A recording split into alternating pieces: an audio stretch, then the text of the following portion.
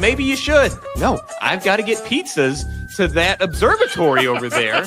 And so you get attacked by some like smoke monster, and you like the pizzas fall off, and you're like scrambling around, like, oh no, somebody needs the pepperoni. So I'm swimming through 30 weight motor oil. Why are these new additions to your game that your intention was to release this fall? What are you doing? Their primary focus should be surviving litigation. Someone take his phone. I'll do it. Just give me a key card and a red button that turns off Randy's Wi-Fi. It pisses me off that they lump racing in with sports. Then you look at this insert F-bomb, Mario Kart and Sonic Racing lumped in with F-125. An aimless rant. We were just angry.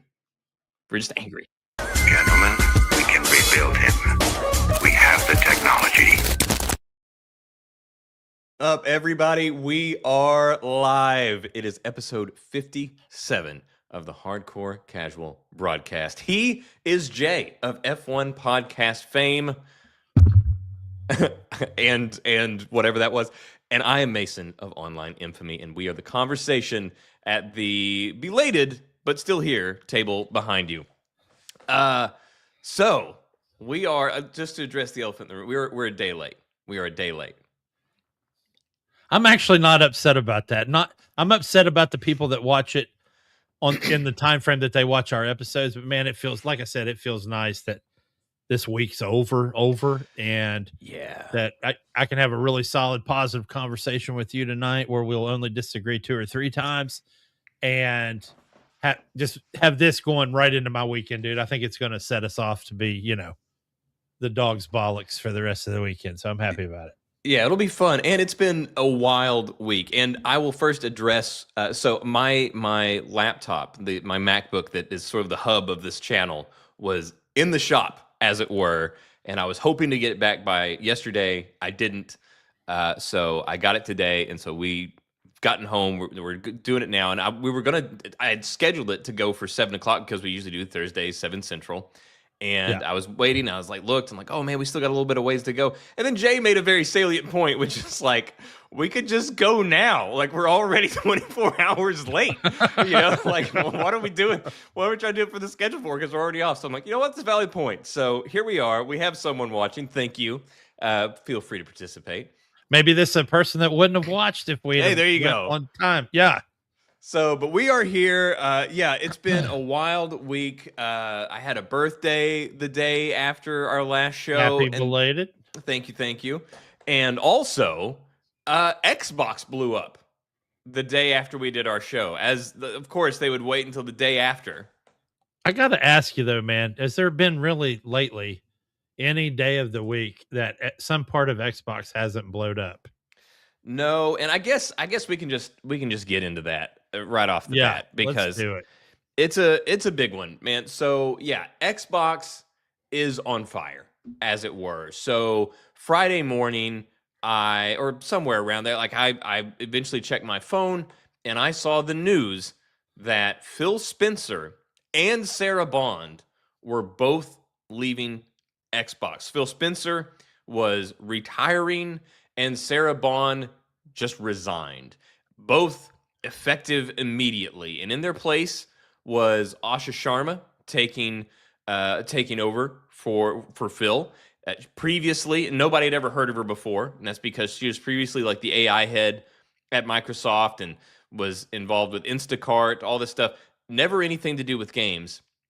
Matt Booty was elevated from his position, which I do like him. He does know games, but yeah. So that was the big thing, is that I never thought I would see the day that Phil Spencer left, and then once he did leave, though, it was pretty apparent that Sarah Bond was being groomed to be the heir apparent, like that she was going to be the person that would step up in the event that Phil was no longer there, and that didn't happen. Not only that, it was sloppy whenever it happened. There was the retirement, and then Sarah Bond's quickly to follow resignation, which was not addressed by Microsoft. Microsoft released a statement. They didn't mention Sarah Bond, and it was so unprepared. And I'm sure as the weeks unfold, we'll find out exactly all the machinations behind this. But it was so last minute, like that. Her social media team, Sarah Bond's social media team, actually put out a survey to gamers looking for feedback for future improvements and things as she went about her job. So this was certainly not planned. Yeah, and I got to tell you, whoever whoever was the head chief sitting in the lead chair in that boardroom, um, obviously had the viewpoint of, when we need to change the message, we got to cut the disease out root and stem, with Phil Spencer being root and Bond being stem. So they obviously wanted a complete paradigm shift. I feel it worries me what Asha's specialties are. AI and Instacart, both of those scream, let's fantasize about new ways to take people's money Well, I without mean, really. we already know Microsoft has been investing billions in AI to begin with. So this is Yeah. kind of what we all feared was coming, was going to be a Well. push towards AI in video games, like a predatory and unethical use of AI in video games. And her appointment does nothing to belay those fears. I feel like if you wanted to put a funny analog to this story, you would use that scene from The Matrix where he meets the architect and uses the word ergo way too much. So with the ergo this and that, we knew it was going to happen. It's happened 40 times before. You should have saw it coming, and here we are. So and I was a big Microsoft guy during the original OG Xbox and the Xbox 360. Most people were, because the PS3 was shit for many years. 360 absolutely dominated. I mean, that was a god console, dude. It was a great console. And back then we had Major Nelson lighting it up with the great weekly stuff that he did for Xbox Live. And Xbox Live at the time still is the most stable online environment. And that was one of their claims to fame, and rightly so. And they had decent exclusives, although I've never been a huge fan, not because I don't like that other systems don't get it. I don't care so much about exclusives. I mean, I loved Gears of War and I love Forza Motorsport. Well, so that actually kind of plays into the larger story. Oh, I know that's why I was trying to help you out here. I was trying to segue into that part. I did read. so go for it. So I will say, you mentioning Xbox 360, obviously that is one of the all-timer, legendary, top-tier console releases, and that was when it's hard for people to understand it now, especially younger people that may have never played an Xbox 360, for them to envision a time when Xbox was not only number one, they were number one with a bullet. They were number one by a long shot. And unfortunately, the 360 was not only legendary, but it was also the arbiter of Xbox's eventual demise, because with its enormous success, like often comes, success breeds complacency. And they sat on their laurels. They just thought about, hey, what can we do without games, blah, blah, blah. And that's how we got the Xbox One and the presentation with the Kinect and what it can do for I got tricked TV. into that thing. I had it too, but what it could do for TV, and we had Don Matrick, right? Who, and from that point, that show, that announcement, that was where Xbox really started to die. And eventually, they got rid of Don Matrick. Phil got elevated. We all loved Phil, but this is the thing, Phil. I love Phil to death. He's Uncle Phil, right? I think Phil was great, and he was given a really rough hand. He loved games, he loved the company, but he was handed a system that everybody hated, a brand in decline, and he tried his best to elevate it back to where it was. But he also had these constant wars with Satya Nadella, who, one of the things that we'll say, Satya Nadella, this whole thing, as far as, so you mentioned exclusives, the whole thing about exclusives, not exclusives, Satya Nadella, the CEO of Microsoft, hated exclusives, hated exclusivity. He didn't want it, didn't believe in it. Phil, on the other hand, realized the value of exclusivity. If we didn't have Halo as an exclusive for the original Xbox. So we didn't have all these things. The value proposition for Xbox is greatly less. One of the great value propositions for PlayStation right now is all of the great uh, exclusives that they have, especially these one-player exclusives, these single-player exclusives. That's a big part of the value proposition. And so we come to a point now where there is this internal butting of heads, which obviously Satya Nadella won, and it was also the result of a lot of their mixed messaging. But Satya Nadella won, so it was all this thing where it's like basically everything's going everywhere. It's not just, oh, we have these console exclusives, but we're putting them on PC as well. They're going to PlayStation. They're going here. They're going everywhere. And I think that was a big. That was when Xbox died. That was when that was the mace blow to the back of Xbox's head, and its fingers felt like wood. Was when they just said everything everywhere. And to that end, Sarah Bond. Look at you being all cool with your Night of the Seven Kingdoms. Yes, reference. we'll talk about. I I'm wondering if it was going to hit. Now he wants to talk about it. So Sarah Bond was the architect of the "This is an Xbox" campaign, and I think we can all agree that "This is an Xbox" campaign was, that was just pushing it even further into the grave. Because the whole point of it was, hey, we are Xbox, but you don't need to buy an Xbox to play an Xbox. Well, it's just like now with the Xbox Anywhere. Not helping. Yes. This is an Xbox. It sounds like Oprah. You get an Xbox. You get an Xbox. Well, but that's the thing. But what's that? How does that promote your brand if it's like, hey, you can play Xbox games anywhere? Okay, then why do I need an Xbox? Why would I want an Xbox? And so anyway, with this whole thing, Phil steps down, says he's retiring. Sarah Bond just straight up resigns. Isn't mentioned by Microsoft on the day of or anything like that. She just ghosts. But a lot of people, apparently there are reports coming out that a lot of people said that Sarah was difficult to work with. I obviously never worked with her, so I can't tell you. I can't. But there's a lot of, like one guy, I believe, was it Tom Warren, that put out a story where he confirmed this with 12 sources, all of whom were like, yeah, she was difficult to work with. So apparently there are some within Xbox that are relieved that she is gone.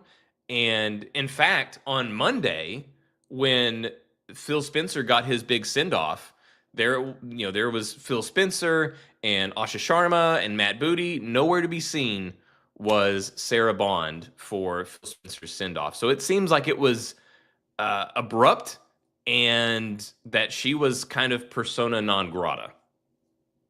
Yeah, I mean, and I can see that with any company, no matter what their product is. When you get that high up, you're gonna create enemies regardless. And she's probably driving down the I-5 out of Richmond and probably upset while this whole send-off was going on.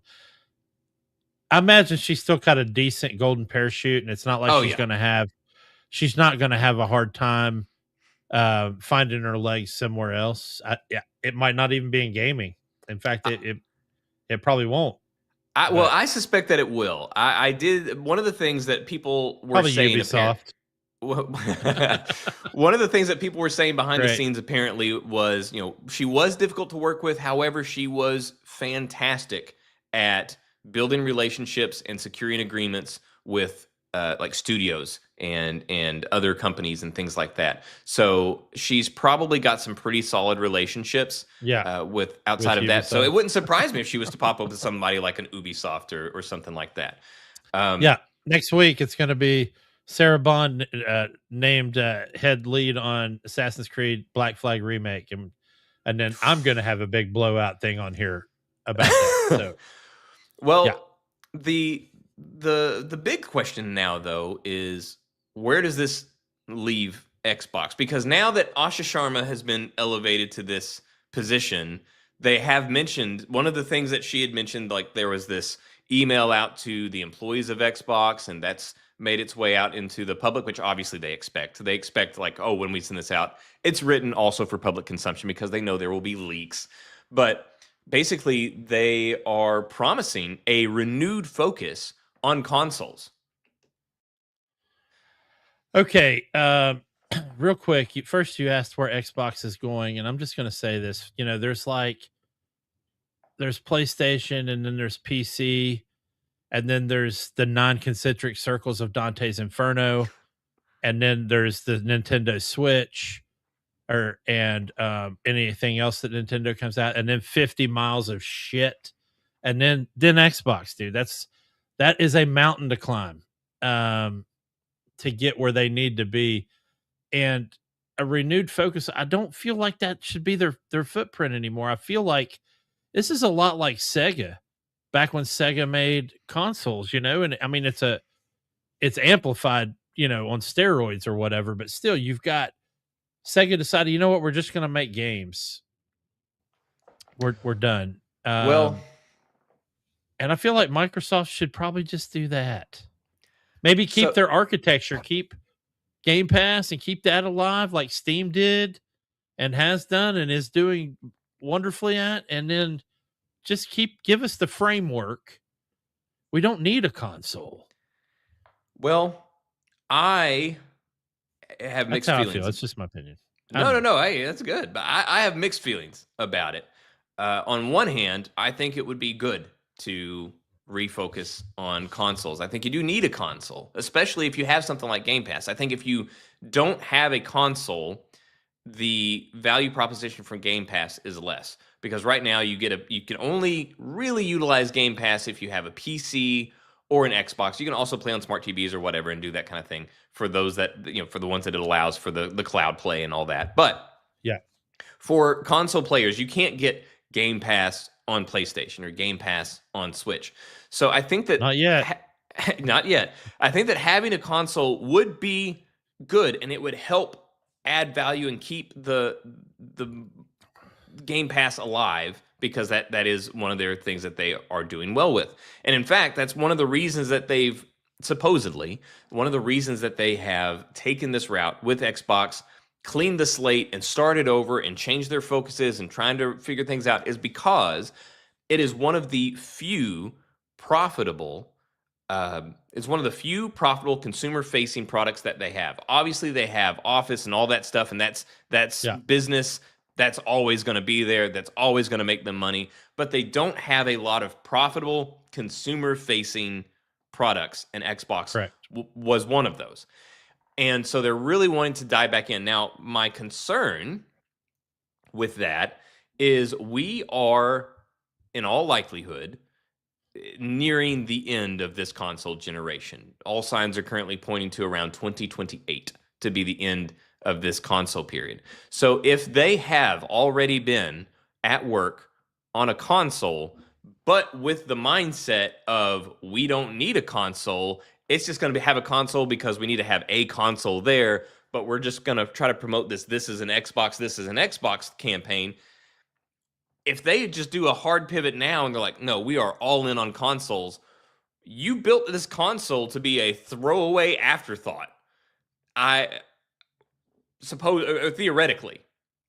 So how do you take the years of development that you've already put into this box that you seemingly didn't care all that much about, and now you're going to focus it on, hey, our brand is riding on the back of this Nintendo Switch level console that we've got, of the Wii U, you know? I don't know. I'm scared that, like, even if they wanted to do this pivot, I don't know if they've done enough hard work on the console up to this point to allow that pivot at the time that console needs to release. Not to mention, I think it's a tough sell on the Microsoft side of the house, because we live in an age where obviously kids are getting more advanced as the generations go, and they're building PCs, dude.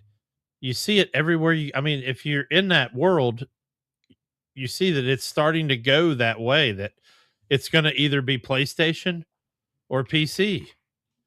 And with Microsoft, I've always felt like it was basically a PC that you couldn't work on, that you were locked in with your settings.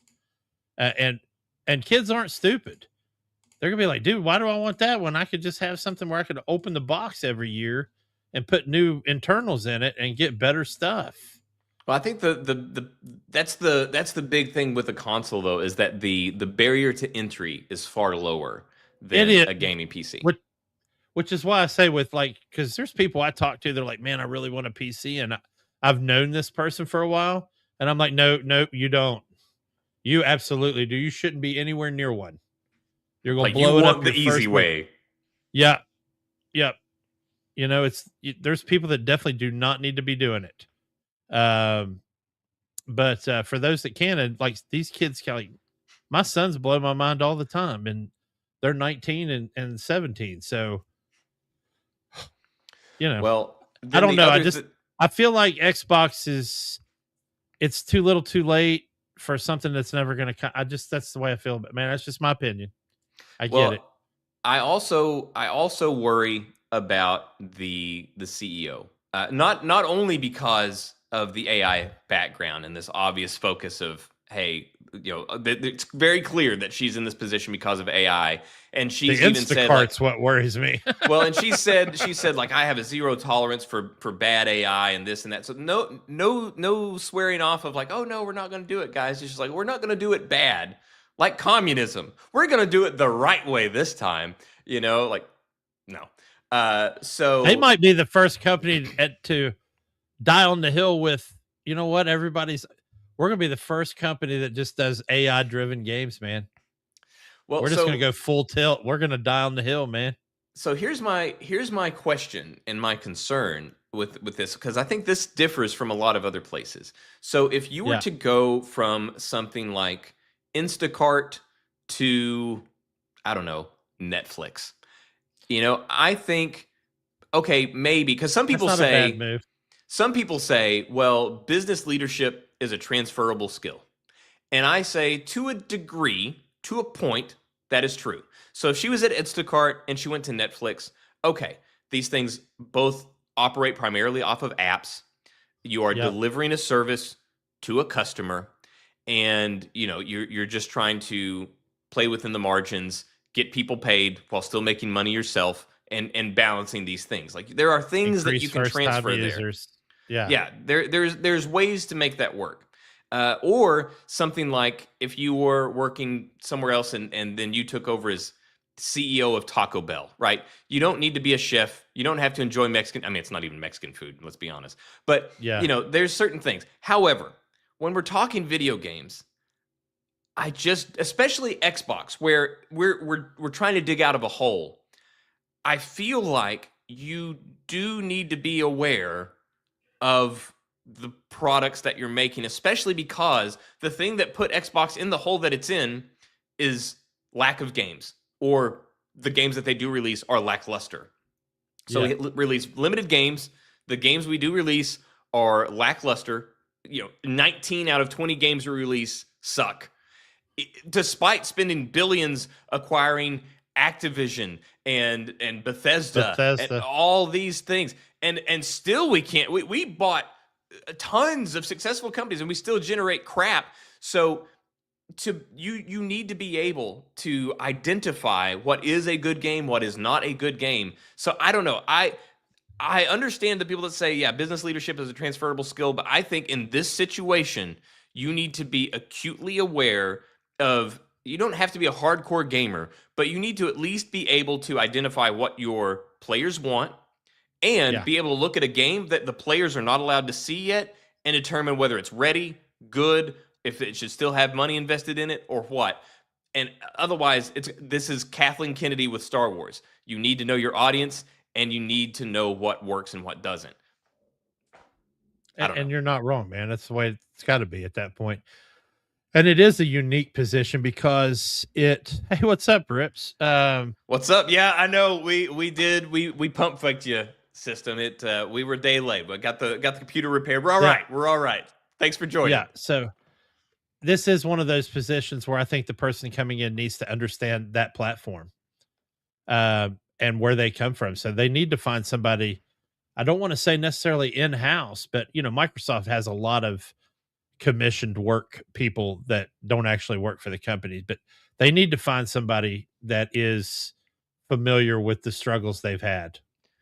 Yeah, Um, so and that's where that they can do. also that also has a a sound plan to repair it. So and Matt Booty thankfully is the guy that has the knowledge of games. So I'm glad that he is there.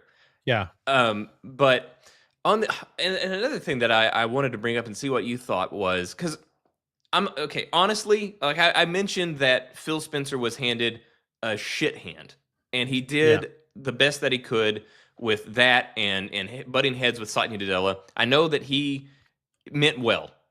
There's some decisions he made that I loved. There's some decisions he made that I hated, but yeah. I always knew his heart was in the right place. All that said, I do think that Xbox did need new leadership. It's just a matter of, is this the right person? And kind of more on that line, looking back at Phil Spencer's tenure as the head, I do wonder. So we saw so many. They released, or sorry, they closed more studios than they released games.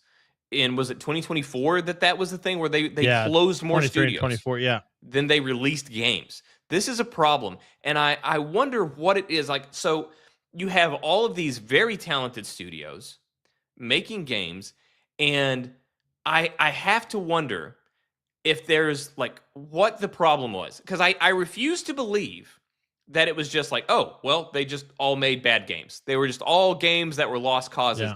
I can't accept that. That just doesn't seem accurate. So either somebody at the top on Xbox's level was not communicating well enough to the studio to get what was needed across, or to crack the whip enough, or maybe they just weren't funding the games enough, or their expectations were not set correctly. I don't know. What do you think could have possibly been the problem? Because it's there's no way that there were just that many unsalvageable games. Yeah, so I'm gonna bring up a couple of things, and one definitely has to do with it, and the other one does not so much. But I think it's systemic. But one thing I loved about Phil Spencer, because you did say you wanted to look at his tenure, is how passionate the guy was towards other gamers, and how he was less about I'm at a war with Sony, and more about how can we work together just to make games better for everybody. I really feel like he was that driving force behind let's share some of these exclusives. He was one of those guys. And the funny thing was, all the background complaints back then were that, yeah, Microsoft's willing to do it, but Sony's the one that's holding back. But let's look at that scorecard, shall we? I think Microsoft shared Sea of Thieves and Forza, from what I can tell, and Sony has shared Ghost of Tsushima, Metal With Gear. PC. Yeah, but again, it's crossing that Microsoft threshold. And I think, I feel like Sony's come to the table and Microsoft really hasn't. So I think they've failed with some of that. And then again, man, they had that one Gears of War, the most recent Gears of War that launched, and it didn't do very well. And What? that's one of their Oh, sorry. that I was newest- thinking. I yeah. was in God of War mode. I was sorry. I heard God of War. I was like, no, God of War did Gangbusters. No, Gears of Yeah, War. Yeah, that was rough. we're gonna gripe about God of War here later. Yeah, Gears of War, that it was not very good. And to be fair, once Gears got away from Marcus and Dom, Yeah, it that's really it. kind of went wheels off the truck. Once they decided to let's expand Marcus's family a little bit, and I was like, no, that's not what we want. We want Marcus and Dom and Coltrane running Well, it's like through hordes of Lambent. That's all we need. You can expand the cast of characters. You can bring in Marcus's son, but we still have to play as Marcus. We have to be Marcus. Yeah, like that's it. And this like, goes back to things, a pattern you and I have been on this show for the past 3 months is just give us what we want, man. Quit listening to yourselves and listen to us. You said for a second, I thought you were talking about Gears 1 on PS5. No. Although I have played that remake of Gears 1 and I like it but I've played it on PC. Is it even on PS5? It's not. Yeah, You know, Reloaded, Gears of War Reloaded. I think it is oh, on. they did. Yeah. And it took me back. It made it nostalgic for me, and I miss. That was the first time I lived here in town. Was where we all worked together, but uh, absolutely enjoyed those games. And then it just went, like I said, it went wheels off the truck, and they've never recovered. Halo Infinite felt like a failure. I mean, Um, that was one where like the previews came out. System says, yeah, it's on PlayStation 5, but honestly, don't know how it did. Yeah, it didn't make a whole lot of a splash. But as far as Infinity or Halo Infinite goes, we had the whole thing where we got the demo, and then man, that demo got ripped to shreds. We even got that meme of the just stone faced enemy. I don't remember Yeah. everybody called him. But and then that prompted them to go back and do this whole thing. It delayed the game, and then it released, and they did do these improvements, but it Yeah. wasn't. It was too late. uninspired. There, like the Yeah. story was just kind of not there. All I Halo don't know. people went back to the Master Chief Collection, which is still the gold standard for how you put a collection together. I mean, Yeah, that so thing is there's awesome. there's some sort of lack of focus that, like you say, is systemic. Like that, Yeah. there's all of these, studios that they've acquired or brought up from nothing or started by planting someone from another studio, and nobody can get a decent game. It doesn't make any sense. So I have to believe that there's something that Xbox was either not doing, or I think probably even more likely doing, that was making it more difficult to produce a good game, whether it was overly critiquing something, like whenever you see producers get their fingers in movies and like, oh, we people love cats, so we need a cat character, or that, something like that, where they're touching it too much, or they're not touching it enough. I don't know, but something is clearly going wrong. Yeah, no kidding, System. You are absolutely correct. And I'm just going to say this too. I feel like there's too many idealists with the old regime at Microsoft or at Xbox, not at Microsoft, um, and not enough realists in the room. Because one of the points you brought up that is excellent, and you've actually brought it up before, if you'll remember, but when you have dreamers, they're able to give you that dream and give you that foundation, but you need the realist to finish it, to get you to the finish line. Um, Dreaming can only get you, and idealism can only get you so far, man. And to your point, I feel like a lot of their games just, they went so far and just didn't make it for some reason. Didn't make it out of the gate. Bad launch. Not optimized for the system that it was on. So many different things. I mean, that how many went wrong games with was a it lot that of their they big titles. announced, previewed, and then we just never saw? Just got canceled. They talked about Fable like 6-7 years ago. I thought Fable was Phil going to be Spencer- canceled. Yeah, Phil Spencer did a big. He was the one that he was like, "We're bringing Fable back," and then I was like, "Okay." Now, thank God, Fable, from what we've seen so far, now that just Oh my a God, few that weeks looks ago, it looks great. fantastic. But up until that, I was convinced Fable was canceled, and they just hadn't announced it yet, because it was that was a fantastic. long time. So I guess to wrap up the Xbox conversation, my question to you, just to put a bow on everything, is what do you think this means for Xbox, and where are they going? Well, I'm a naturally optimistic person. I try to find the good in everything and everybody, but I got to tell you, it's hard to be optimistic about Xbox right now. This new CEO is going to have to show me something, because I don't like her background, and I don't think she's going to do what she says she's going to do. I feel like part of it's there. She's just there to shut it down. But and I'm probably wrong, and that's fine too. And I hope they're able to put something together. I feel like the PS5 and the PC and the Switch has already left the station, and Microsoft's just waiting for a ticket, and they're not going to get it, man.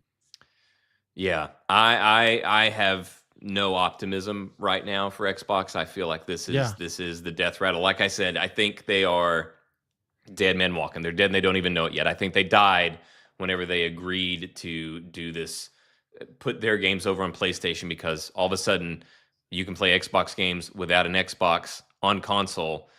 so Xbox is meaningless. And I think they've also done so many other things to shoot themselves in the foot, announcing more expensive games before walking it back, and then just all this mixed messaging, mixed signals, and I think, like we've said, it is possible that somebody that has no knowledge of the product could bring a positive aspect to to Xbox Yeah. or any product. Theoretically, that is possible. However, if that was their interpretation, one thing that they should not have done was to create her gamer tag. Her gamer tag has existed for about a month now, I believe, and then they juiced it with all of these hard to achieve achievements, and that she clearly didn't earn herself. So they created her Well, that gamer pisses tag. me off right now. Yeah. And so it's like, if you thought you're just like, hey, we know what we need: new leadership, new ideas. Okay, well then quit trying to pass them off as a gamer. If you're sell us one or the other. Sell us that she's a gamer and she is in here before the players, or sell us that she is a savvy businesswoman and we need her in here to turn a corner and make it profitable again. It's something that, don't try to tell us one and show us the other. So I do not have any optimism for Xbox right now. I think it was dead whenever they went cross-platform, and I think that they are struggling to get their helmet off right now. And if they do make it, if they do find another golden age or any success, I believe that success will be because of Matt Booty, and he will be heralded as a hero in his new position, because he was the one that was running Mojang after Microsoft acquired Mojang. He was running that. He's done a lot of good things within the company. So if it does come back, I believe it will be Matt Booty as the MVP. But I do not expect that comeback to happen. No. So Nope.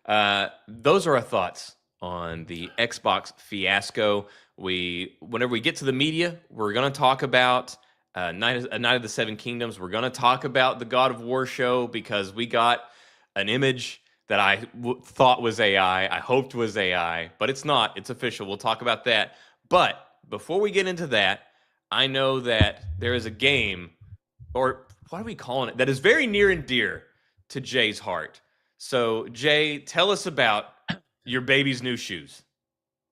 Okay, so baby got new boots. But obviously, and I've talked about it on the show before, I've been playing a mod list for Starfield called Star Wars Genesis, which is the background behind me.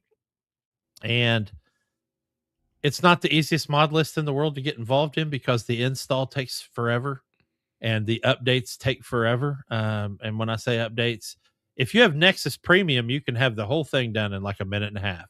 I do not have Nexus Premium, so I have to do the slow download. So it takes an hour and a half to basically do an update.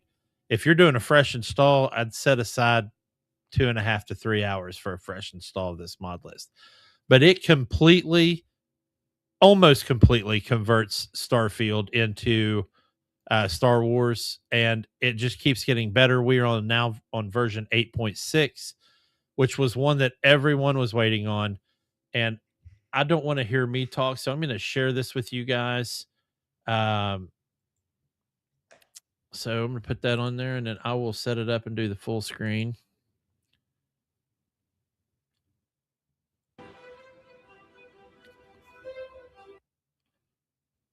Unfortunately, I will have to mute it because it has Star Wars music.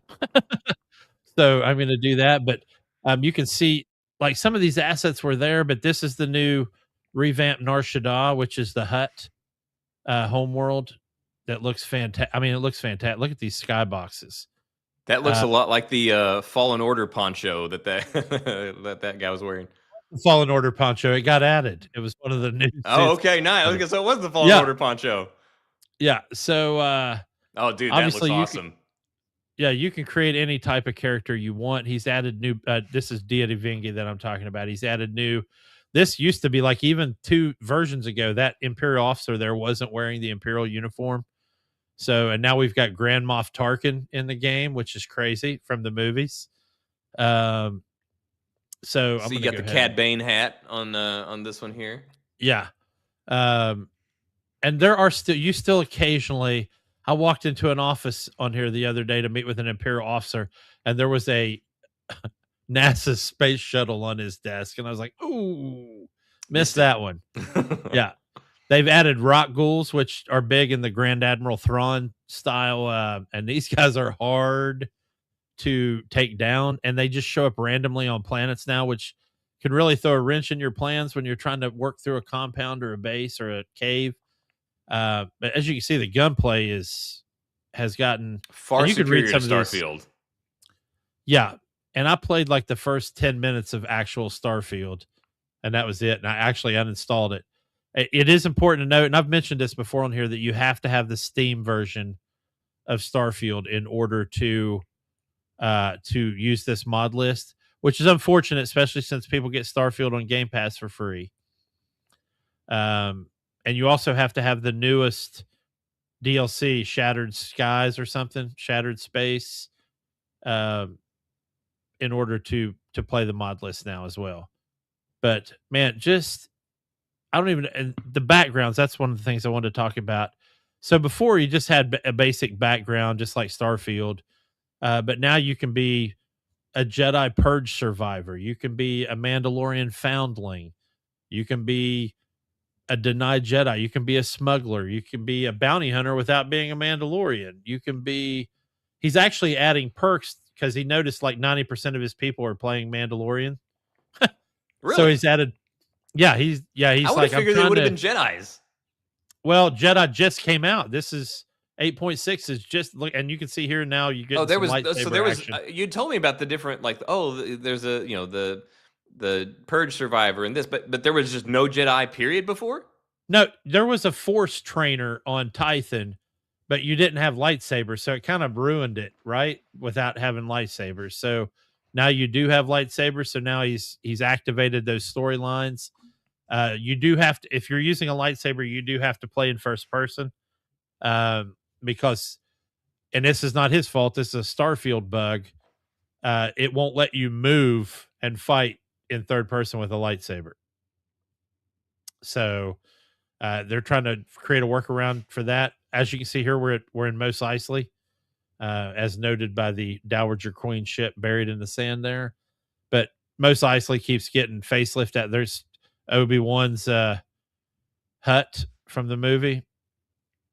So they added Jabba's palace, which is fantastic. So from now that you've gotten some hands-on time with all of the new updates and everything like that, like what are the things that stood out most, and how are you feeling about it overall, and where do you think it'll go next? Well, my big thing, he's going to be the big thing that's coming next is adding more of the Star Wars planets so that he can increase the storylines with what people want to play. But some of my favorite things so far are the changes in space when you go out. Used to be you just were in front of the planet once you got in your ship and took off. And now they've added assets like you just saw a Star Destroyer there floating above Coruscant. But man, I have become a complete just armor person. Like, look at all these armors. And being able to craft master crafted Beskar and different things. But and as you can see here, if you look on the right side of the screen, you'll see, you missed it there, but you'll see different perks now he's added to all the armors to try to influence people to run these. For instance, if you're playing like a Han Solo type and you want to wear that like Han Solo, the shirt and the pants, and just have your low slung holster, you'll get plus 10% to using pistols, which is awesome. You'll get plus 10% to like dashing or something. So he's added buffs that match the type of armor or clothing that you're wearing. You also have, obviously, you see here, you have lightsaber forging now. There's gang war quest lines. He added the race for Ahsoka Tano. So if you want to create a Ahsoka Tano type person, he added the Boba Fett's spaceship is now available. I can't say it anymore. Slave One canceled. Yeah, it got canceled. So now it's the Fire Spray 31. But that's on here now in like four different colors and variants for different things. But I was super impressed with Nar Shaddaa. It used to just be this walkway and then you got out and you had one little main street, and now it's so layered and complex, and just like I told you today, man, this is the best game that you know that 1,000 people are gonna, maybe 1,000,000 people are gonna play. Still be cool if we got him on the show. I would love to do that. I know he's busy. He's constantly working with the other people that supply some of the assets and mods for this mod list. And I know there's still, I don't know how he finds all these actors to do the voice lines now, because some of them are very, very convincing as doubles for who they're playing. So that's another piece I'm excited about. He's incorporated a lot of the foreign, the alien language dictionaries. The Hutts now speak Huttese, and just unbelievable, just good stuff, man. It's just an incredible mod list.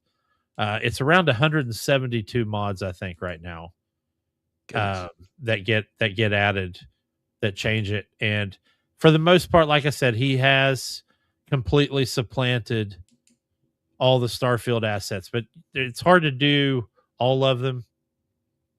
And I imagine that's going to be a lot of the work going forward. It's just getting to a final place. But I also have concerns, and to be fair and balanced, not to quote Fox News, but I'm going to be fair and balanced. I always worry about games like this because of a game called Marvel Heroes Omega, which for anyone that played Marvel Heroes Omega, man, I really hope System played that game. Everybody knows that is the best Marvel game that's ever been made. And then they basically got closed down and shut down by Disney. And then so it was not an officially licensed game. It was. Oh. But they had their own thing. But once Disney got Marvel, they went around and took out all the non-Disney ones. And this game was like a Diablo interface. Like it was that over, top down.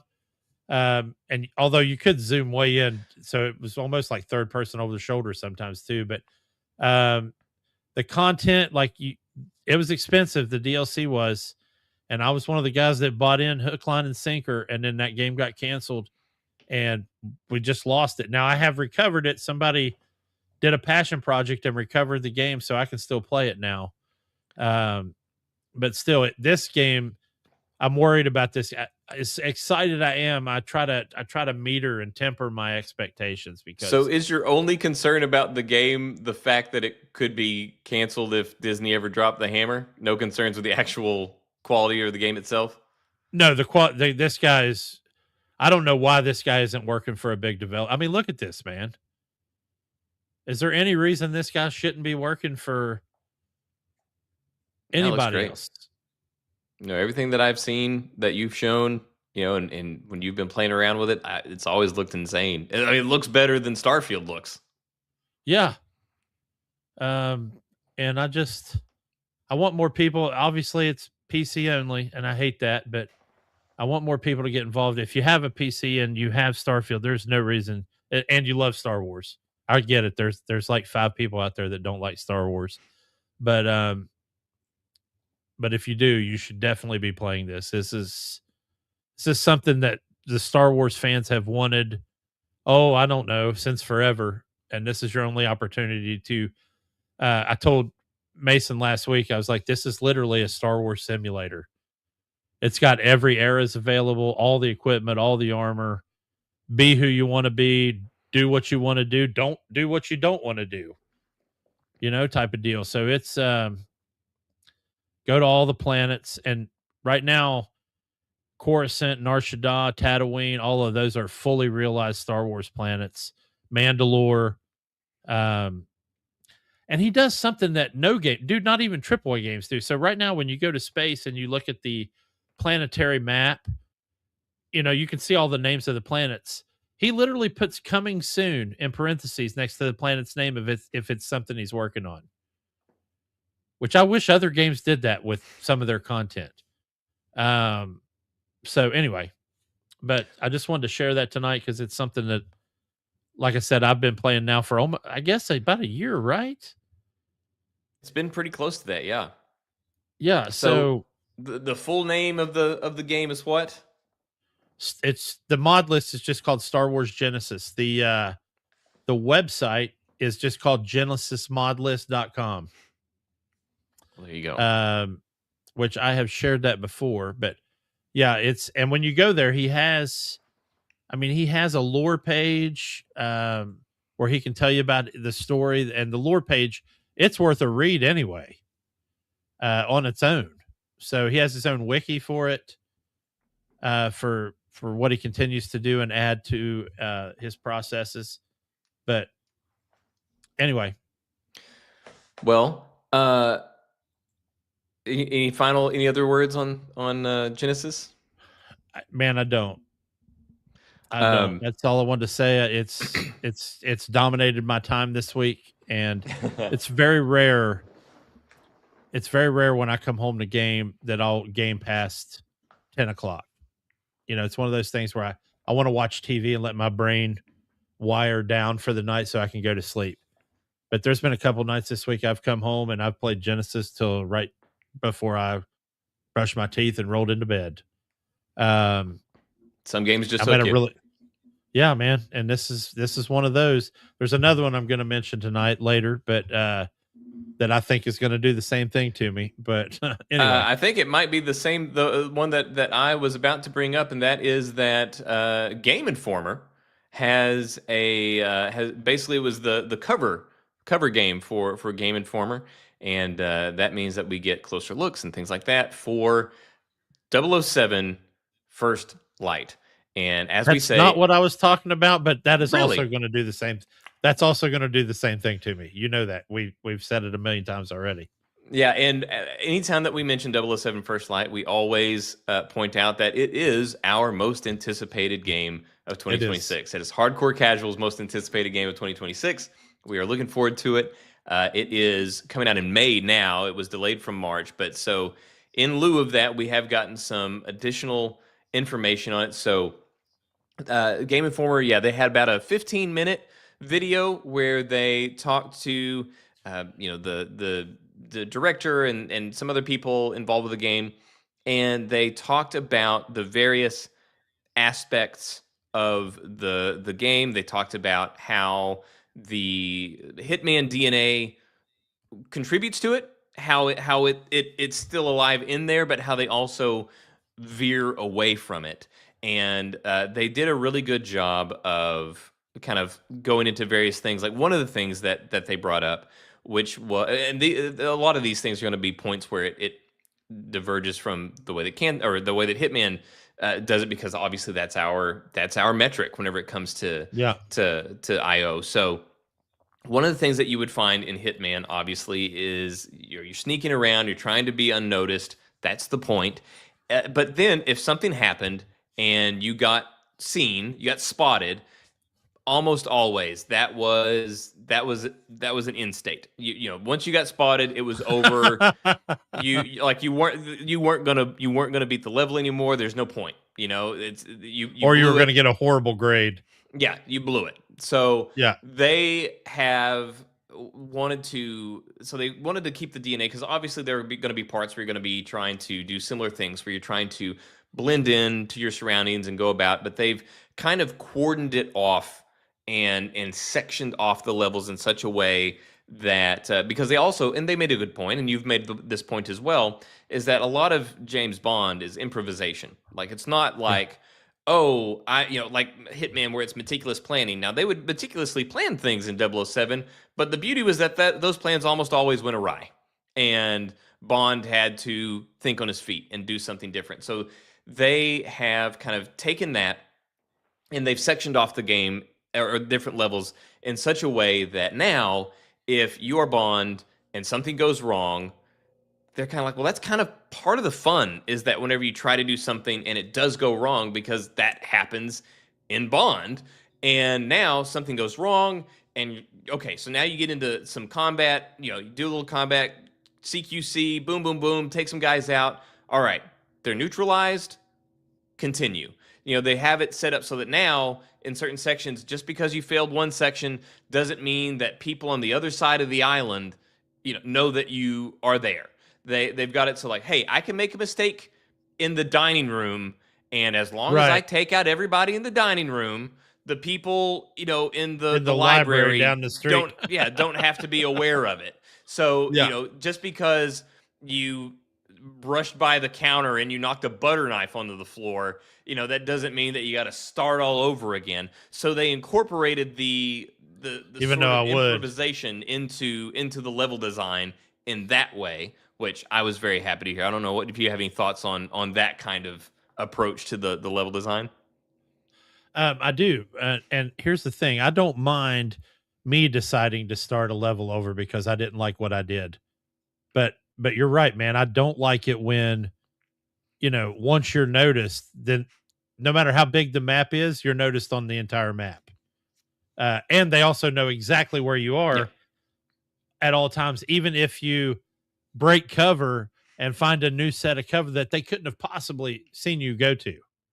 So I think that is an awesome plan, and I think that's going to probably revolutionize some other games moving forward. I feel like this game's going to be a trendsetter, dude. I really do. I do I know too. we're hyping the shit out of it, but I really feel like it's going to be a trendsetter. Well, and they also mentioned that they are really doubling down on multiple pathways, just like they've obviously done with Hitman, but they want it to be like, give you multiple means of entry. If the whole thing is like, okay, I've got to get to this room, they want to give you multiple ways to do it, and they want it to be very viable ways, but they also want it to be very rewarding so that whenever you do get in, it almost feels like you weren't supposed to, like you broke the game. Like, I can't Yeah. believe that worked. That's cool. How great am I that I was able to do this? When in fact that was one of the ways that they always intended for you to get in it.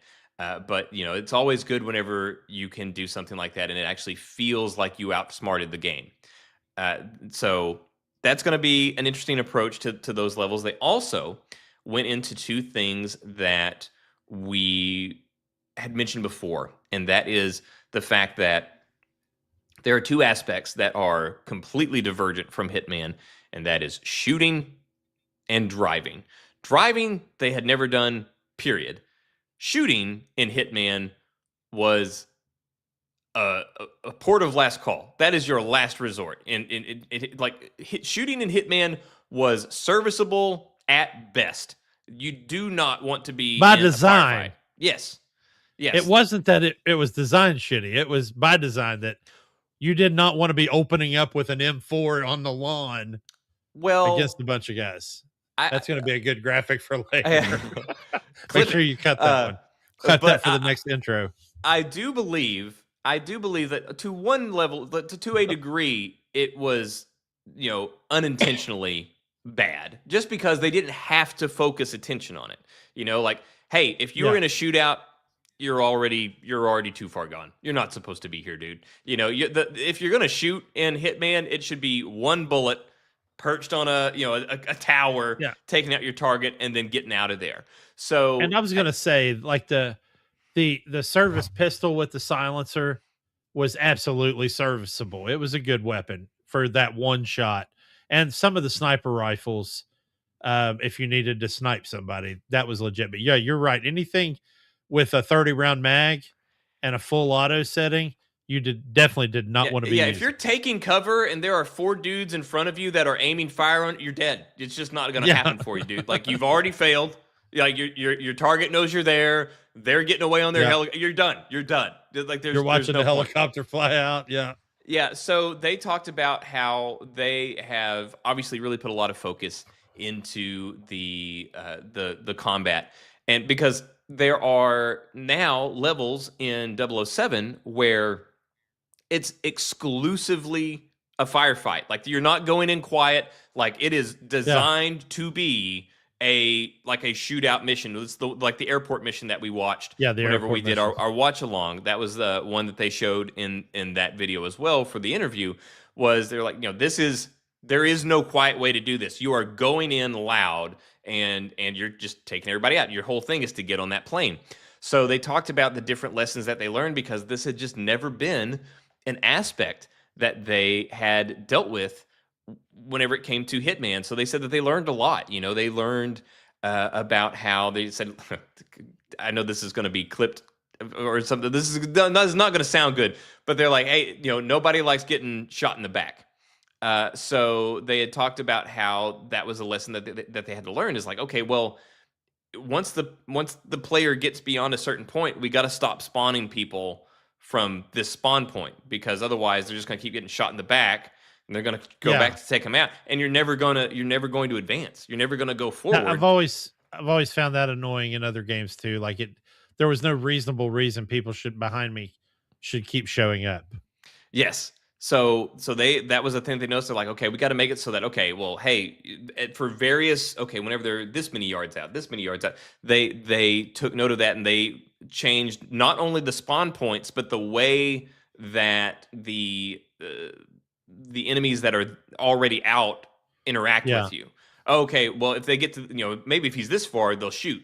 Okay, but if he gets this far, maybe he's now out of range, so maybe now they'll scramble and move, so that they can shoot again, and tweaking those things. That's so awesome. Yeah, so and they talked about which again we've seen where you can pick up a gun, unload the gun, out of bullets, throw the gun or hit somebody with the butt of it as you let go of it. So they've really spent a lot of time on the shooting aspect. And they said, like, talked to a lot of people, and they got people from other places that was their thing, and so they've really, they asked that they were willing to play something and be like, this sucks, how do we fix it? So they were willing to fall on their face in the process of iterating and finding something good, and so I was happy to hear that. And then go ahead. I was gonna say, one of the coolest things I saw in some of that footage was the ability to take the gun out of a bad guy's hand. Normally you have to wait till they're dead and they've dropped the gun. But the CQC looks awesome. Yeah, to be able to, it's very Jason Bourne to be able to hit, and Wick, like, to be able to hit the guy, pull his weapon out of his hand, then shoot him with it. I was like, dude, how come we have not seen this before? Why have we not seen this before? Yeah, I'm very eager to see how that goes, and especially like see how, like, hey, if I'm in a room and there's 5 dudes with guns, like, maybe I can be all Jason Bourne and just like take them all out without firing a shot. Who knows? But as far as driving goes, that was another one where they had never done driving, not even poorly. Like, it had just never been an aspect. If there was a car that was there, it was parked. Yeah, you couldn't interact with it. Yeah. So basically, they said that they just kind of, the way that they did, obviously they sought out people that had experience, and they used them, but they just started out with an aspect like, hey, let's do something, and then let's iterate on that one thing until we get good at that one thing, and then we'll build out from there. So their whole thing was just find something that we can do with our limited experience in driving. Let's find one thing, and let's make that one thing really good, whether it's pulling the handbrake or whatever, and then we'll build around that and slowly build out from there until we have our driving experience. And so, like, it sounds like they're using what I call the small circle approach, and it's something I've used with my kids and used with people that work for me. But I love it when companies do this, where it's like, okay, this is our focus. We're going to make this, this small circle the best it can, completely flawless, and then we'll make the circle bigger, and then we're going to make that the best that we can, and then we'll so it's just, it snowballs into this effect. But I love it when companies do that instead of, unfortunately, and I'm one of them, but if you're a dreamer, you're like, you're still here, and somebody's like, hey, what about this thing way out here? It's easy to get distracted. Let's go ahead and start working on that, because that's going to eventually, it'll be in here. Let's go ahead and work on it. To have those people to go, no, damn it, we're going to, this is going to be perfect before we go here. So yeah, man, I think that's awesome. I think the hype for this game is absolutely deserved. I don't think it's hyped enough. I think people should be more hyped about it than they are. Well, unfortunately, it's unfortunate that James Bond is kind of an old guy's action hero, man. I hate to say it, but he is, man. And hopefully this This kid, this is the youngest James Bond we will have ever seen on screen, whether it be movie or game. And this is why I think they should use him in the movies, because I think they could bring a whole new generation of viewers in. Because right now everybody's like, why would I go see this 50-year-old guy trying to do an action movie? You Well, know? like I mentioned a couple of weeks ago, is that I was kind of shocked whenever they did this, and it's like, hey, from the makers of Hitman, that just how big Hitman wasn't. Where it's like, Yeah. it's a huge, like, as far as cult hit goes, it's massive. It is a was getting ready to massive say, cult hit. But you whenever have it comes to be accepting of the fact that you're in a cult following now. Hey, I'm yeah, part but of a cult following. whenever it comes to the wider mainstream thing, yeah, maybe people may have heard of it but not played it. Yeah. It's just, it doesn't have as much cachet as we as fans might think that it naturally Yeah. does. So I think that 007, obviously the property is cooled a little bit since they're no longer making movies yet, as we've been going on this process, as Amazon's acquired it and they're working on the reboot, and they haven't. Yeah, there's a lot of concerns about that. Dread is the word you're looking for there. Yeah, but I think that if this game comes out and it proves to be the quality that we believe that it will be, that IO could finally get the flowers that they have deserved for a long time. And then whenever they make the next Hitman game, where they took Hitman, they did Hitman, they used what they learned on Hitman, and they applied that to 007, and then when they make the next Hitman game, and they apply what they learned on 007, reverse engineering, back to Hitman, and then they have the success, what I hope is success, with 007 and a new fan base, and then they look at this Hitman game, I hope that that's whenever they really hit their stride on Hitman, and then it's just going to be this thing of back and forth. Hey, what we learned on here, then we go back to the sequel on 007, and then boom, boom, boom, boom, just back and forth. How cool would it be to have a Hitman contract where you do a drive-by assassination of a guy? Because now we can drive, right? So yes, that opens up, if they apply those things that they learned to Hitman, that opens up Hitman levels to an insane degree. Well, not to mention just the sheer ability to go have your handler go, hey, we can do this quiet, or man, we can go in guns a-blazing. The rules of engagement here are open. You can leave everybody at this place dead. or if it's a thing where it's like, okay, you got caught, you didn't stay quiet. Okay, well maybe now being caught and getting in a gunfight isn't a fail state. Maybe it's like, okay, maybe like it changes the mission parameter. Exactly. Like, hey, your target, they're aware that you're there. They've gotten in their car. Okay, let me shoot my way through the dining room, and I'll get in a different car, and I'll chase him down, and I'll shoot at him from my car. Or a helicopter. Yeah. So, I mean, this is one thing at a time. But yeah, like I want to fly helicopter. They could certainly, I could certainly see all kinds of scenarios where they could take what they do here, apply it to Hitman, and dude, we could have just this awesome back and forth of the same team basically trying to like outdo themselves every game. Yeah. And James Bond flew a helicopter in Spectre, by the way. I just want to be clear about that. But he did. Yeah, man, I'm super excited.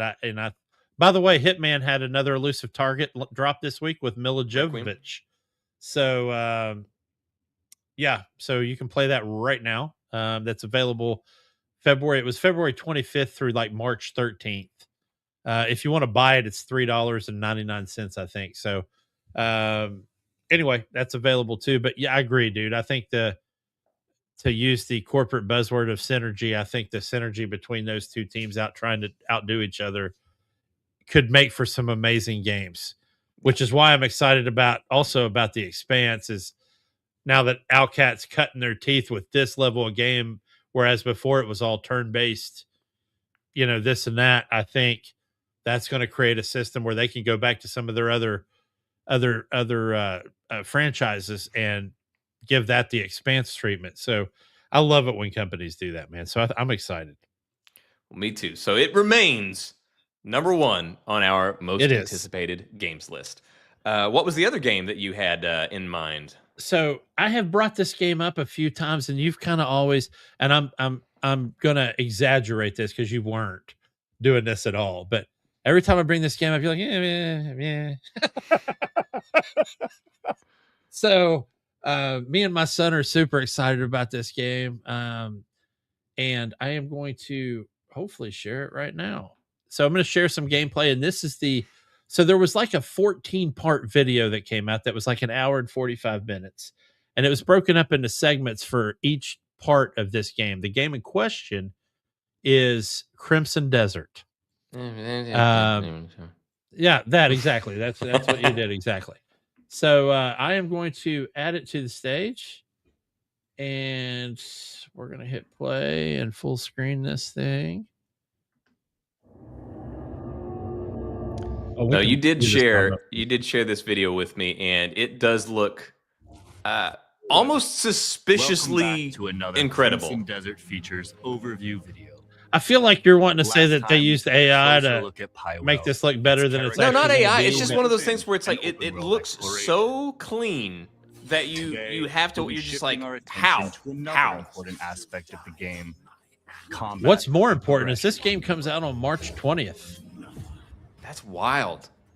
So you play as this gray mane Combat in whose whole Crimson village, Desert is they've lost their visceral, and village, the battlefield is yours to shape. and you're trying to find your other gray mane brothers and build a new home You in will here grow in, your I think the arsenal of name is skills, Paiwan or weapons, whatever the and name of the equipment. You may want continent to is. mute how you that use or turn it down. It's Whether it's an you're aggressive competing with offense, our dear narrator. precisely timed defense. How's that? There you go. But dude, I mean, this combat it's visceral. I mean, love he's the fighting and bear bear's mount. fighting. Yeah. Then you got mechs. So, and this is a spin-off of Black Desert, right? So they took Black Desert's obviously the free-to-play MMO that's been out for years. So they took that DNA to form this game. But yeah, this is completely Is it in the same world experience. as Black Desert, or I can neither confirm nor deny that, man. And I'm not trying to be purposely cryptic. I don't know. I just know that I've not played looked up Black Desert, anything so on Black. I haven't either. But I have been following this pretty religiously because it just looks fantastic. When it comes to Black Desert, the thing that I was most aware of was the creator, the player creator. You know, where you get to create your character because it was so crazy deep.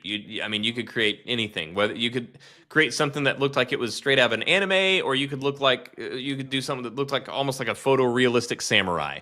You know, it was just better than Baldur's Gate. I mean, there was a lot. There was a lot. It was like Baldur's Gate, everything is focused on the same look, whereas Black Desert, there were so many different it was almost too much. It was almost too much. I don't think I remember trying to play Black Desert. I did download it and I tried to play it one time, and I never got out of the character creator just because there was so much. Dude, look at this crap right here. He catapulted himself into. It's like an exaggerated Ghost of Tsushima, some stuff looking there, and yeah. I mean, it looks amazing. Like I said, it looks fantastic, but I don't know. I'm nervous. Now, is this consoles and PC or just PC? It is. Consoles it is and console and PC. In fact, we're watching PS5 gameplay right now. Jeez. So, but like I said, there's an hour and 45-minute video that covers not only the combat and progression, which is what this video is, but covers life on the continent where you got all these many, jobs you can do. And there's one that covers character creation and travel modes. Cause you have these, what's called the crow wings, which are basically like a hand glider, but they look really cool, man. And then you've got a horse mount, which looks like that's what you'll have at the beginning of the game. And then eventually you can fly. You're a dragon rider, and you can fly on a dragon. I mean, the lighting effects, everything like that looks like something straight out of Assassin's Creed. Yeah. It just looks wild, man. And I mean, there's no telling how huge that open world is. And obviously, they have different biomes. Yeah. Floating cities. I know that's called the Abyss. You have to collect those little cubes right there to be able to visit this area. But I mean, just look at the detail and the intricacies on the armor, and I mean, look at this, dude. There's an oasis out in the middle of the desert. It just seems so wild. It's one of those things where it's like, why have we not heard more about it? Why have we not had more impressions from people? I don't know. It just, it just scares me to believe it. You know, it looks so good. It like I said, it just looks so good that I am scared to trust it. Yeah, I've been and I burned get before, that. Jay. I've been burned before. Yeah. You also eventually have 2 NPC companions, but you can also play as them. So, I mean, yeah. As far as I know, they can assist you on side mission content, but I think main stories stuff you have to do on your own. Look at that, man. That is, I don't know how many different types of enemy soldier I have seen in this video, but it's a lot.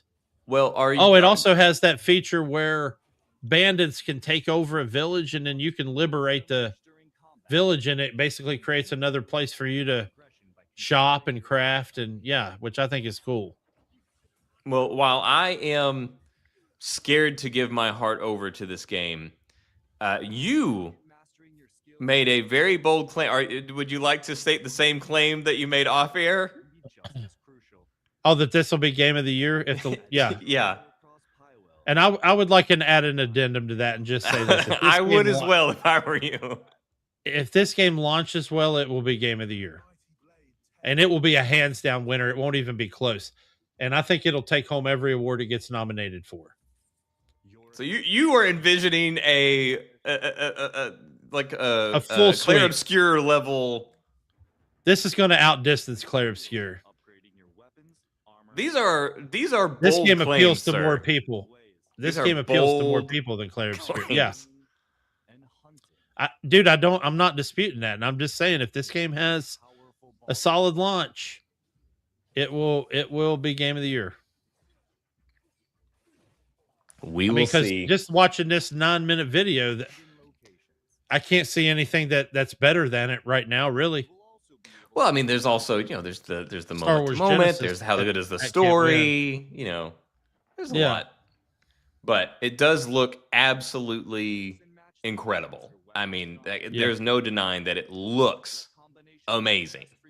And it looks like a kind of taking the best aspects of a lot of different things. You could see some Assassin's Creed in there. You could see some, I'd say, like God of War, hey, look at this, Kingdoms of Amalur,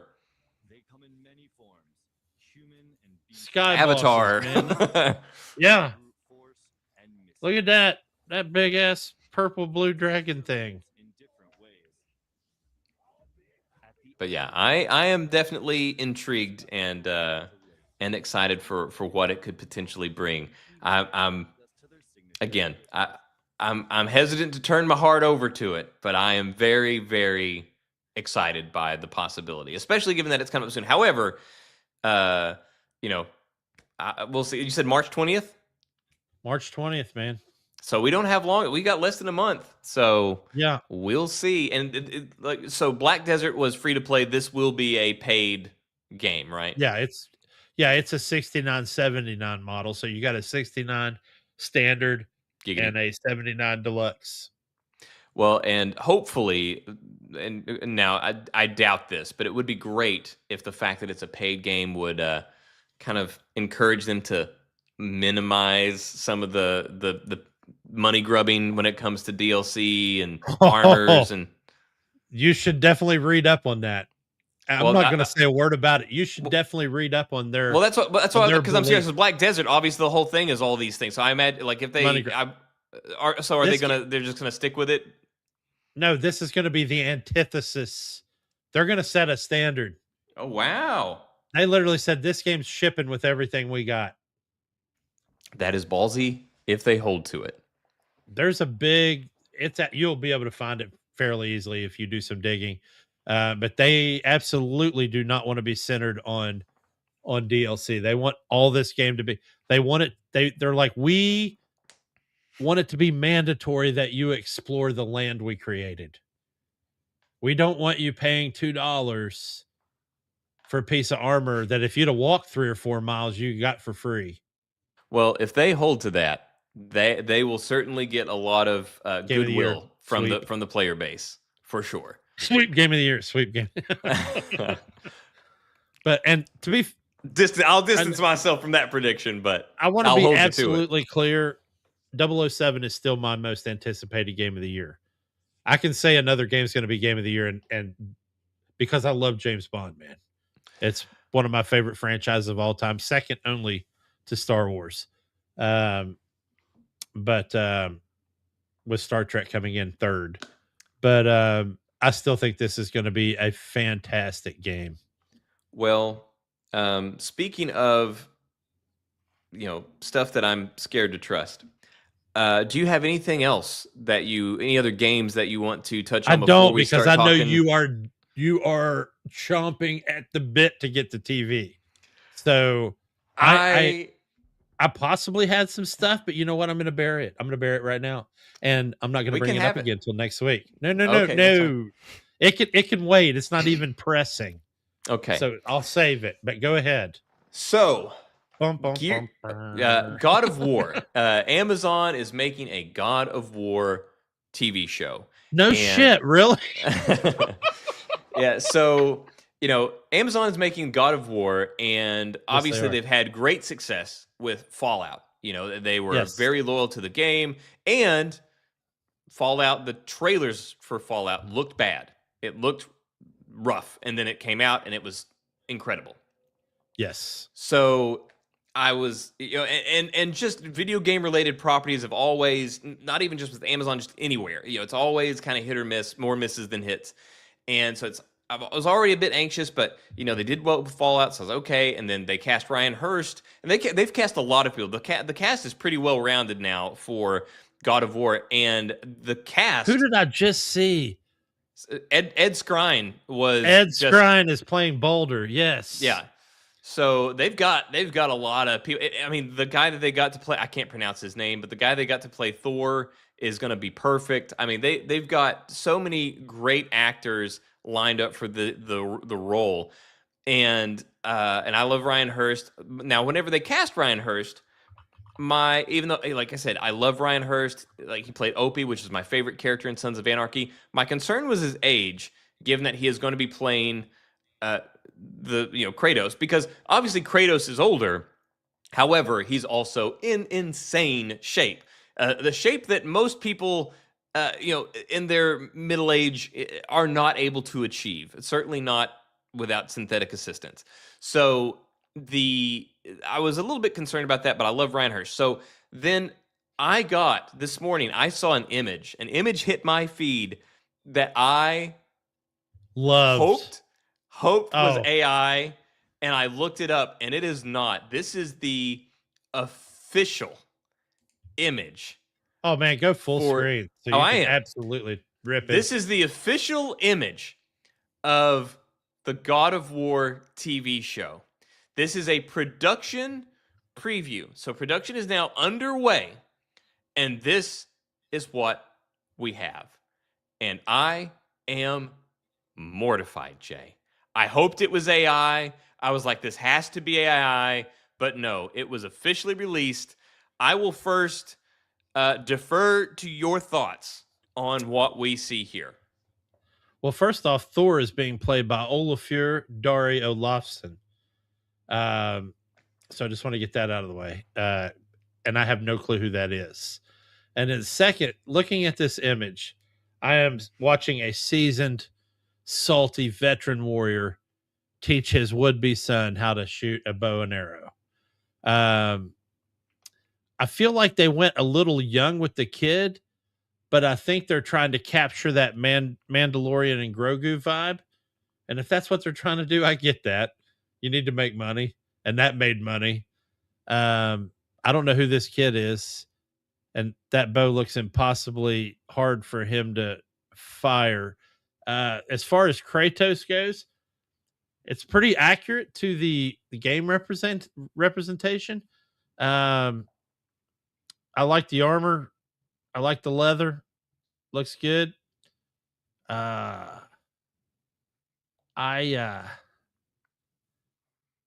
Before the show, Mason said something. If you're trying to win a cosplay, this would win it. but Yeah, not for a this television to show. me looks like if these two guys rolled into a cosplay competition, you win. You got it. Nailed it. For an actual production, this terrifies me. It looks Plus, this what? is a production photo without filters. Well, so yes. So that is one thing which we will get to, but just going off of this, it terrified me because everything looks so fake. Like you mentioned, the bow, it does not look like he is putting a bend on that bow. It looks like the bow is hard locked into that bend, and that is it. And that short of a bow, the draw on that would probably be 60, 70 pounds. There's no way that kid could have pulled that back. and So, then from a everything, technical aspect, I mean, the leather looks very clean. Looks like he got it straight out of Etsy. Very clean, very very well conditioned leather. yes, he went there. And then the makeup, the ash and the blood, the whole look. It looks like they just applied makeup. Like, it doesn't look like it is etched into his skin. It doesn't look like it's part of it. It looks like makeup. And not only does it look like makeup, that red stripe, especially going over his shoulder, down his chest, and on his arm, it looks poorly applied at that. So this looks atrocious. And then another thing that drives me crazy here is, so here we have the two things put up against one another, Yeah. right? So I can't even tell the difference. It looks so right, good. yeah. So one of the things that concerns me is, in the absence of a natural full beard, they have kind of just scruffed it out a little bit for him, and you can see daylight through that beard of Ryan. If they would have just combed that beard down and gotten rid of that daylight, it would have looked a lot better. If you can't have that full thick beard like Kratos has in the games, that's fine. Don't try to fake it by just kind of, teasing out the beard that you do have. And also, this is one of the things that we kind of mentioned whenever it comes to Ryan Hurst, where, hey, he's not going to be able to bulk up and be huge like Kratos at his age. And clearly here he's not.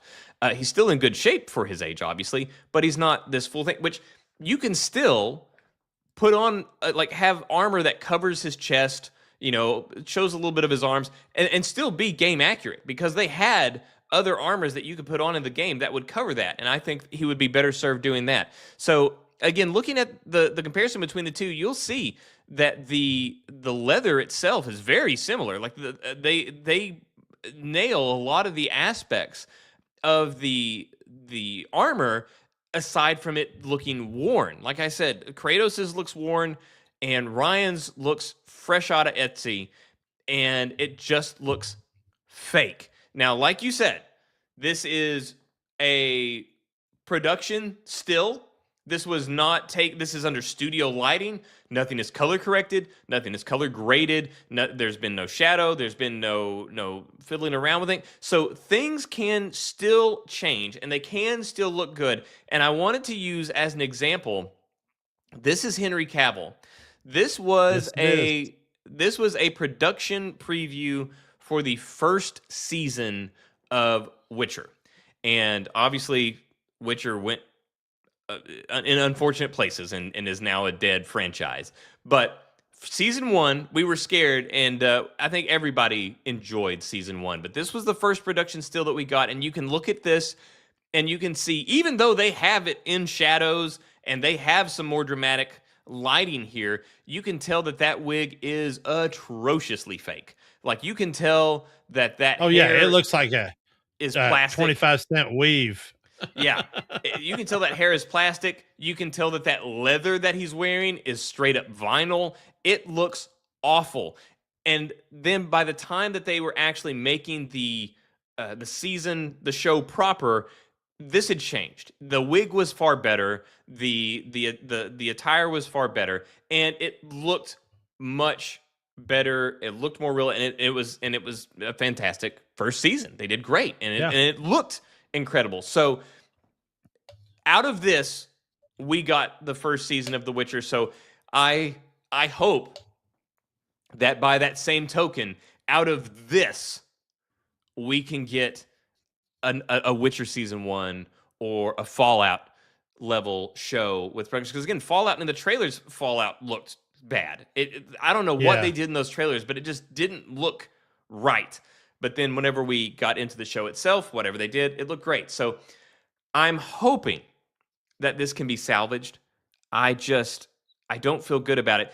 Anybody watching, please feel free to let us know your thoughts on this. If you are on Jay's side of thinking, hey, it looks pretty good, or with me right now where it's like under this lighting, the way that we're looking at it right now, it looks sketchy. And real quick, to be clear, I'm not saying it looks really good. I'm saying I heard you say that you were so optimistic about it, and it was the most. Not to mention, this could be a marketing photo even that was just taken while they were producing. So, I mean, it could be a lot of things, but yeah, I'm looking forward to it. Maybe they're just going to go with a grittier take. Who knows? Well, I mean, they are going to go with the rebooted games, which are. I mean, that kid definitely has $40 worth of product in his hair. Let's be clear about that. Yeah, I don't get it. Like I'm still kind of shocked that Amazon would release this photo. If you look at anywhere, like if you go on like Facebook and you see this photo posted, you will see that one of the primary reactions that people have to it is laughing.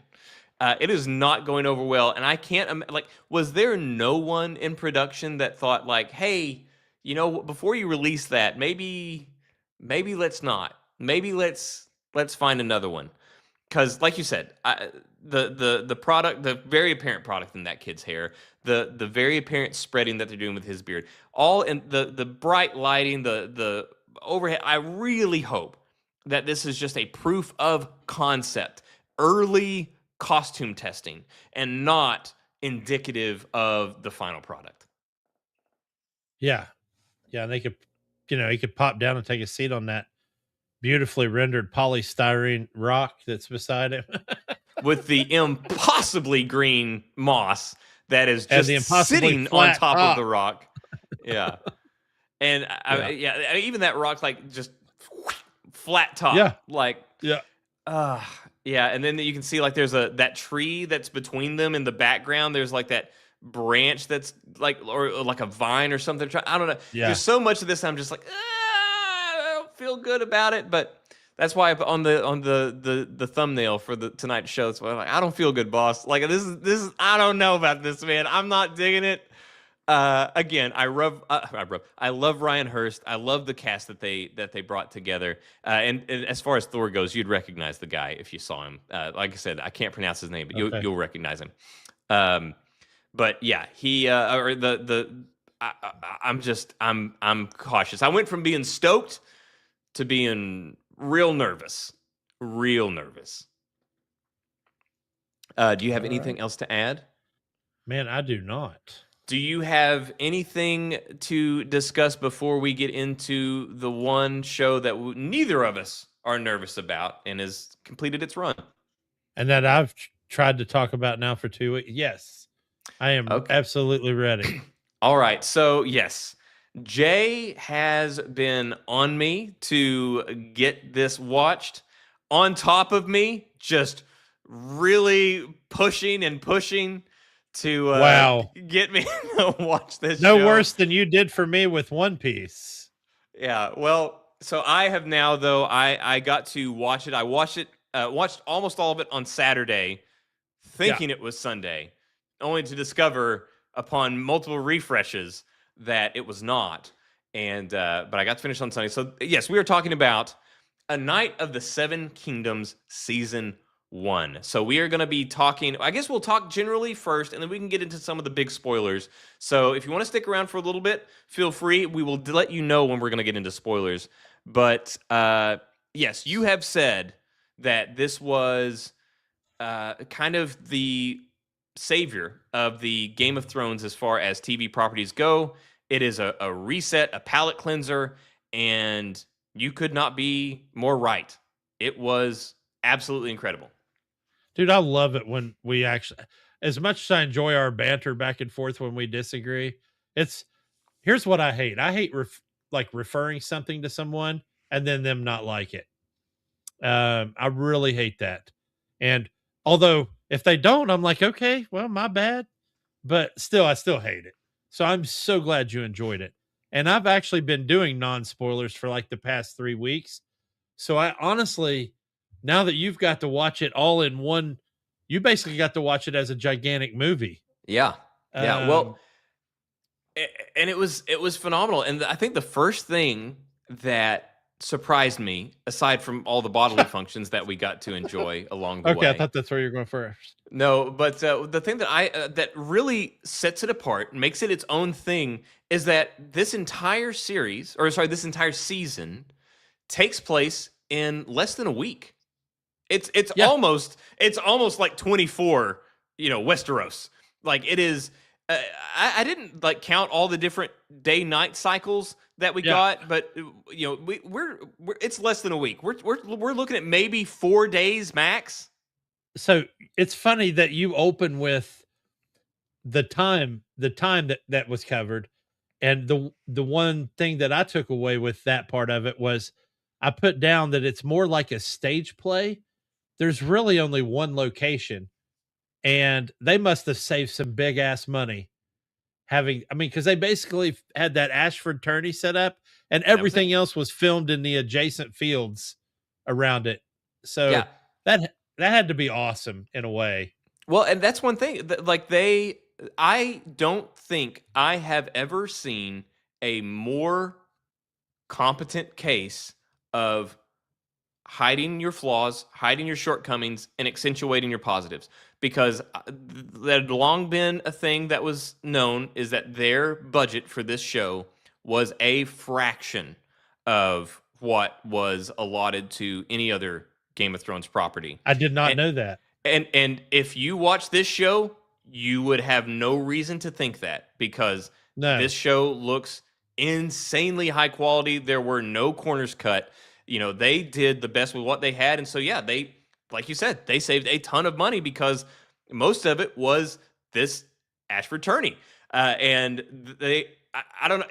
It was remarkable what they did with the location. I really loved the fact that it wasn't this sprawling saga of the first season where we're going across months and months of a story. It was really cool, really refreshing, and really interesting to see like this, 4, maybe 5 day scenario play out, and how things escalated so crazily from this dude who just lost his master, or whatever you want to call it, the knight, and so he's moving from a squire up to take his position as knight, and then this was going to be his first act as a knight, and then how it just everything like the wheels fell off. Yeah. Like no, go ahead. Sorry. No, go. No, I was just going to say that that them telling this story basically almost entirely through his POV, which is also an oddity for the Game of Thrones universe, because normally we're used to, in fact, the story is based on switching POVs. So here we get a ground roots, poor kid from Flea Bottom POV, just meeting anybody that's even remotely more important than him, which is everybody, by the way, was a big deal. You know what I mean? Even his lowly armor, Steely Pate, who I loved in the book, by the way, and also in the show. This was a guy that he looked up to Steely Pate. Steely Pate was just a blacksmith. So, and then the addition of Egg to kind of counterbalance that dynamic was, man, I don't know what to tell you. That's just one of the best buddy shows that has been made in a long time. And you said that I said that it redeemed Game of Thrones. I really feel in a lot of ways this redeemed television. It was absolutely just a success, a triumph of filmmaking, or whatever you want to call it. They did an absolutely remarkable job at bringing characters to life, making you care about characters. There are characters that you see that you would swear that you saw more than you actually did. Characters like Lionel Baratheon. You would swear he had more screen time than he truly does. And Dude, how awesome was his character? he is one of my new favorite characters in the universe. Did you see him in The Gentleman? Yeah, and you had mentioned that he basically plays that same character. So it's like, but in The Gentleman, he plays that character and you hate him for it. In this one, he plays that character and you absolutely fall in love with him for it. Yes, I loved him. I loved the Fossaway kid that reminded me of Podrick a little bit. Yes. That became Raymond. one of his good buddies. Raymond. And I thought that was, Raymond. Oh, yeah, Raymond Fossaway. And yeah, I mean, there was, I don't know, man. There's so many set pieces in that were just absolutely stellar. One of my favorites. Are we doing spoilers yet? Yeah, we'll go ahead. Okay. If you don't want spoilers, just go away knowing that it's amazing. You should watch it. It's incredible. Yeah. You won't regret it. The episodes are very short, 30 to 40 minutes. You'll get through 6 episodes in no time. Yeah. Spoiler away. So one of my favorite scenes is when Dunk sits down with Baylor. That was my favorite as well. Obviously before the joust. And Baylor opens the conversation with, "Are you a good knight, Sir Duncan?" And just that whole transaction that sold Baylor on, I think Baylor was trying to, in his own mind, trying to justify why I'm going to bat for this guy in a lot of ways. My favorite, I was thinking of a different interaction with Baylor. I was like, his very first reaction with Baylor was my favorite scene, where he was eavesdropping and they caught him eavesdropping. And so they said, like, "Hey, love that. Get in I here." actually brought that up, but yeah, that was a great scene. But what I loved about it was it showed Baylor's character, because the whole time he's been trying to find somebody to vouch for, Pennytree, and to say like, "Oh yeah, no, we know this guy. He's a legit knight." Blah blah blah. And everybody was just like, didn't remember him, didn't care, couldn't care less about, Dunk's troubles. And he runs into Baylor, and Baylor knew him. Not only did he know him, he knew details about Sir Pennytree, and he remembered, encountering him and all these different things, and it really showed that he cared about everyone that he, served under him, worked with, or any sort of way. He actually made it a point to know people, know who they were, because he didn't just know, like, it wasn't just like sort of like football where he knew stats. He knew his character as well. Yeah. And he was the only one that did. And I don't know. And he just had this calm demeanor about him. He was never angry. He was always very calm. He was always very methodical, and he was always incredibly fair. And so, yeah, I loved his character from the beginning. I thought he was fantastic. And somebody said about George R. R. Martin's creation of Baylor, and said, so he creates a guy that is obviously the right choice for Westeros, and it's going to make a remarkable king. So what's the deal? Well, of course he's got to die. Yeah, and then he also created, he was childless. And it was this weird dynamic where he's the heir to the throne and he's got no kids. And then his brother, who, if you know anything about Westerosi culture, you never want to be the second son. Right? And Maekar is the second son. I thought Baylor did have the son that had the gray shock during the funeral. Yeah, he was wearing his armor. I always forget, because he died, that he had a son. And so his son's screwed for life. But Maekar has a whole slew of them, though, and they all suck except one for some reason. I don't know if you remember back, they made a lot to do about Aerion and that fight between Aerion and Duncan. We'll get to that in a minute. I want to discuss that separate. But I want to flash you back to a scene from Game of Thrones where Joffrey was walking Marjorie through the Sept and goes, over there's the ashes of Aerion, who thought he could be, who drank dragon fire, or what's this stuff called? The green stuff? I believe it's dragon's fire, yeah. Yeah. Drank that to try to turn into a dragon. Obviously he failed. So, it's one of those things where it makes all these call outs to stuff that you just heard tidbits of in Game of Thrones. But anyway, yeah. Well, and the whole thing that this, the way that this escalates, it goes from 0 to 100 real quick, where you're just Yeah. kind of you're long, you all you're caring about for a long stretch, all you care about is that Dunk gets entry into the tournament, and that you're like, okay, let's see how Dunk does in the tournament. And then, boy, Arion throws a temper tantrum, and then that temper tantrum changes the entire course of history for Westeros. That's how we get he basically attacks a puppeteer for blaspheming against the Targaryens, and Dunk goes to defend her. And now, since he assaulted the prince, he now is going to be subject to punishment. Declare, calls for a trial by combat. Arion, obviously not wanting to fight Dunk by himself, then invokes this very little known law that allows like the tourney of the seven, or whatever it's called, where it's 2 teams of 7 going against one another. And so, yeah, this one kid's little temper tantrum over a fucking puppet show completely changed the course of Westeros history. Yeah, and what blew my mind the most was Makar got obviously pissed at Arion for suggesting a trial of the 7. And I don't know why he didn't just, bitch slap him across the room and go, no, dude, that's not what we're doing. But I still think Baylor would have said, that's his right. Because he was so fair, dude. He was so fair. Yeah, well, and then in that tournament, I mean, whenever the moment that you had talked about before, where we finally hear the sound, we finally hear the music, was whenever Baylor rides in and takes his helmet off and says, I'll be. They were 2 people short.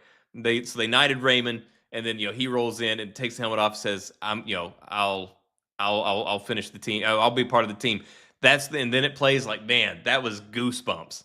And I'm sure this is something that they cover in the books. They haven't. I've not read the books. I've only seen the show, so I don't know I don't know this to be true. But it is my assumption, given what we have seen, that Sir Duncan the Tall was not, in fact, actually knighted by the knight. There are a few little subtle things that they do that I think show that he is very much trying to battle with that, but that he is in fact an imposter. Yeah. And it's unfortunate that is going to be something he's got to deal with his whole life. I mean, but who can call him on it? No one can call. They certainly can't call him on it now. Yeah. Yeah, you got the tourney, and you have to be a knight to be in the tourney, so he's as good as verified. His history now is, well, everybody says the rest is history, but he has an illustrious future ahead of himself. So I did think that ending scene was cool. And I'm talking about like the font, like right before the credits, where they're riding off and you kind of see Sir Arlen kind of peel off and it's like, hey, you don't need me anymore, kind of thing. So I thought that was neat.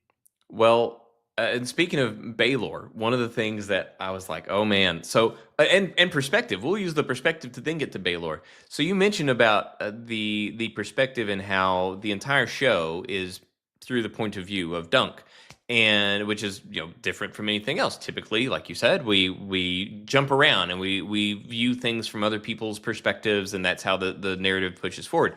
Here it's just Duncan, and during the fight, they stick with that. You stay with Duncan during the entire tournament of the 7 or whatever, where you got 14 people in there. You stick with Duncan, and at the end of the fight, whenever Duncan actually wins and he's being drugged back to safety, and he asks, "Did anybody die?" You don't even know the answer to that at the time that he's asking the question. You are wondering too, did anybody die? Hopefully Lionel's not dead. Hopefully Baylor's not dead. And then they tell you that these 2 knights that were, kind of nobodies in the show, that they died. And you're like, oh, okay, well, at least it was nobody cool, And then Baylor, Baylor meets him there, and they have a moment. It was when Baylor. I just had this eerie feeling, man. They were doing. I don't know all the things they did, but they did some subtle things that was like something's off. And whenever he told Raymond to take his helmet off, and then he lifted his hand up and he said, "My fingers feel like wood." I was like, Yeah. "Oh no, Something something good." Yeah, I thought maybe a lance had, penetrated his neck or something like that. I didn't know exactly. And then you could kind of see the back from the side out, like there wasn't anything sticking out. And then when Plus, they he pulled said, the helmet, "Can you get the visor? The visor's stuck." And I'm like, that helmet doesn't have a visor. yeah, well, whenever they pulled the helmet off, like they didn't want to show you people's faces yet. They're just like, oh, like it went over to Dunk while the helmet, but they had a very distinct squish noise that was all too telling. And basically his head had been caved in and his helmet was essentially holding in his brains. It was really the only thing keeping him alive was his helmet. The description in the book, by the way, is beyond worse. Because in the book, once the helmet is removed, Steely Pate's the one standing behind him, and the helmet is removed, and they literally graphically talk about a chunk of brain falls off and hits the dirt, and Steely Pate looks down and goes, "God's be good," kind of thing. And luckily that didn't happen. Also, they have the behind the scenes now that you can watch. Mm-hmm. They did a great job with the effects on that, man. Just absolutely stellar effects on his head.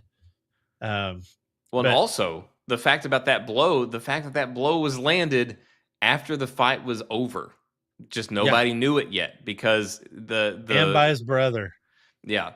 And the errant swing was actually shown as well on screen. Like you actually do see it. You don't notice it, but it's shown. So you don't notice it until you see the effects of it, and then you watch the fight again. But it's shown in it, and it happens after Arion has yielded, but not loud enough that anybody is aware other than Duncan. So Duncan drags him over and brings him up and has him. So the blow was landed between the true end of the fight and then the end that everybody was aware of, which makes it even worse. As the fight was already over, so his brother landed an errant shot that killed him after the bell, essentially. Dude, and I'll tell you something else. The amount of blows we took as an audience to the face with that POV, that's never been done. Like that very first one, like he didn't last 10 seconds, man. That was my thing. Where it's because, yeah, it was like bam. That was the whole thing. Is because this whole time you see him, you're like, okay, he's a big dude. Like he's obviously huge, and he's got this sword. And so you know that he's trained, but Arlen, like how good was Arlen? Like I mean, you see the hammer that he was swinging, but you don't see much else. So. It's like, okay, well, how good is he? And so this whole time you're wondering how good he is. And that was one of the things that we're looking forward to for the tournament. It's like, oh, well, if he gets to the tournament, then we'll get to see how good he is. And da-da-da-da-da. And then, of course, the tournament ends up being an afterthought. This is what happens. So our first time that we get to see, like, how good is Dunk, even whenever Baylor asks him, like, how good are you? We don't actually get to hear his answer. Yeah, he never answered the question. So we don't, and then immediately the very first lance, boom, right in the gut, and then he pulls it out, and then right as he turns, boom, mace to the face. Then it kind of recovers. Okay, boom, dagger through the. Like, oh my god, like what is happening? Are we just gonna to see death through this guy's eyes? It was rough. Yeah, it was. I can't imagine having to watch that and not have read the book. Because I got to be honest with you, I'd have been like, "Oh shit!" So Dunk dies at the end. I thought. Well, I was like, because that's what I would have thought. So I was watching, and then I was like, "My God!" First, he gets through the stomach, he gets impaled, and then he gets hit in the face. He gets the thing, gets stabbed in the leg. I was like, my God. And then we have a long flashback that show his history and all that stuff. And but then it comes back, and then he for all intents and purposes, looks like he dies. And I guess it can be interpreted as, again, the whole point of this thing is that, oh, it's supposed to be the gods will favor whoever the true person is. And one thing that's established in Game of Thrones is that these gods are real. So, you know, I guess it could be interpreted as he was dead and the gods kind of just, you know, got him back on his feet. And but whenever he was there and his eyes were open and he wasn't moving, I was like, Egg. I was like, get up, get up, sir. Yeah. Yeah, I thought so. I was like, man, Jay told me there was like 15 seasons. That motherfucker lied to me. So, yeah, and we got to talk about, you know, there's a lot of people on the internet ripping on Egg for his whole, wait, you know, yell. But man, here's a little kid that has grown to love this guy, man. Like the brother he never had, you know? And when he finally blinks after Starlin's like, get up, and he does the blink and Egg sees him. I think that is the best scene to highlight Egg's importance to Dunk, you know, type of deal. I mean, he saved his bacon right there. They were about to blow the horn and finish it right now. And then Arian's face was, I mean, priceless. Saw ghost, literally. He's like, shit, man. I don't want to do this. Come on. Seriously? Yeah. And you know, it's like, hey, why don't you just go drink Wildfire now? But yeah. So, and Arian played the bad guy perfect, dude. Oh yeah, that actor was great. Joffrey played that. You wanted it. You're like, dude, I hope this guy dies. Of course he doesn't. But he also, that duel screwed him out of ever getting the Iron Throne. That very duel. And about the actor that played Arion, I don't know how he's described in the book or anything like that. Same way. But yeah, I love the way that actor played him as, like, you know, so Dunk, you know, beat the crap out of him in that tent defending the puppeteer. Yeah. And he didn't freak out. He didn't, you know, get irate. He just kind of like wiped the blood off his mouth and very calmly and casually told Duncan why he had just made this horrific mistake. And it's that kind of eerie calm whenever it's done well in a villain that is more troubling than any sort of outburst or, you know, spurt of violence or something like that. It's that calm beneath the evil that is unsettling. He asked him, and I'm not going to use the word he called the girl, but he goes, you know, just like you said, he's wiping the blood. And he's like, why would you give your life for this girl? Yeah. With the clear implication being, you're about to die, dude. Yeah. You know, what's next, right? You know, this is it for you. There's only one way this goes, bro. Yeah. You just threatened the dragon, man. So, but still, man, yeah, he played that role. I felt that's another thing, though. It's another strength. Every single person played their role to perfection. Yeah. Yeah. Baylor, Makar, all of them. And to that end, with Lionel, as we said, like the guy that played Lionel, dude, what a great, charismatic, magnetic performance. And the episode after, you know, so the final episode that we get, episode 6, where it opens with him and the Maester looking over at a half-dead Dunk, you know. Almost looks like a comic, almost looks like a Knight's Tale, you know, whenever they're looking at him and all that stuff. So anyways, Lionel, dude, there was a great part that I thought was showed Lionel's character, and I loved it. It was a great speech too, but he, you know, Dunk is sulking, as I think he kind of has every right to sulk, but he was sulking, and also just been told by this Maester that he's probably going to die.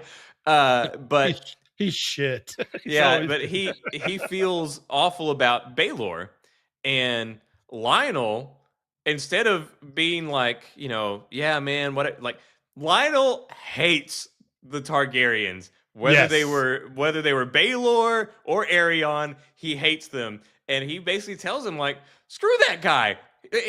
I fought for you. The other people that died, they fought for you, but, like, you know, I fought for you. Like, he he volunteered to fight against men sworn to protect him. He risked nothing. He Yes. had nothing to risk. That's not bravery. We were the ones. Like, I was like, man, he's going hard. He wasn't but wrong. He's got a good point. He's got a good He point. wasn't wrong. So it's like, yeah, he died of a freak accident. Now, granted, I still think Baylor obviously did the very noble thing. He was a good guy, but still, Lionel's point is valid. That dude didn't risk anything theoretically, and the only threat posed to him on the battlefield was his brother, and that's the one that got him. Yeah. And he still complimented his brother at the end, even though I think he knew. And he's like, it was my brother's mace. Yeah. He's very strong. Yeah. You can tell he's so proud too. He's like, he is strong. Yeah. Like he's strong. It was like a brother being like, he got a good hit in. That was a good job, little bro. But man, they're already halfway through filming season 2. Really? The only place, already That's halfway great. through, man. Like Dunk has his book accurate long hair. Okay, now. so I've seen the images of him. I didn't know if that was just him just because he was growing out or if that was for the show, but that's awesome. Okay. And as much as we all love Egg's character, just want to leave you with this. Egg is the father of the Mad King. Eventually. Well, so we can't all be held responsible for the sins of our families. Sins of our sons. Yeah. Yeah. But anyway, man, yeah, I'm so happy you got to watch it and enjoyed it. It was a great show. It makes me look forward to season 3 of House of the Dragon because it's going to be nothing but fire and blood. I hate to quote the book, but that's what it's going to be.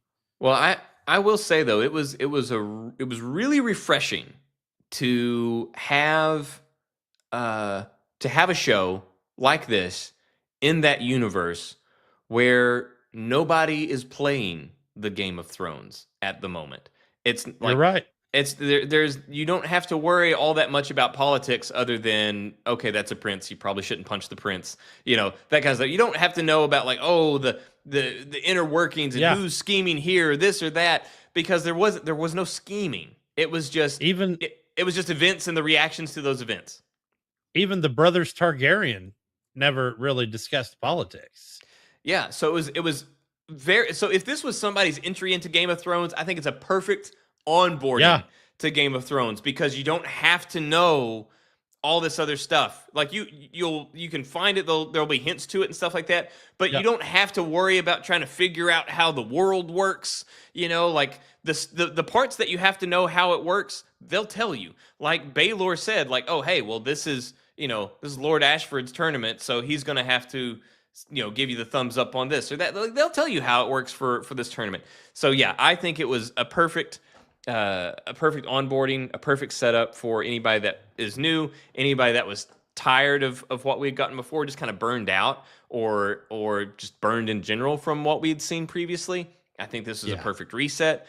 And yeah, just the refreshing, like you said, the perspective where the whole thing is from Dunk's perspective. The entire thing takes place, like I said, 4, maybe 5 days max. From start to finish. Like, it's a very self-contained story, and it's just super refreshing. And it's, there are some big moments, some big deaths, but it's just it's still like it's not like there was a point in Game of Thrones where you're just like, oh my, how many more people got to die? Like what do we do? Like, you don't get exhausted by it.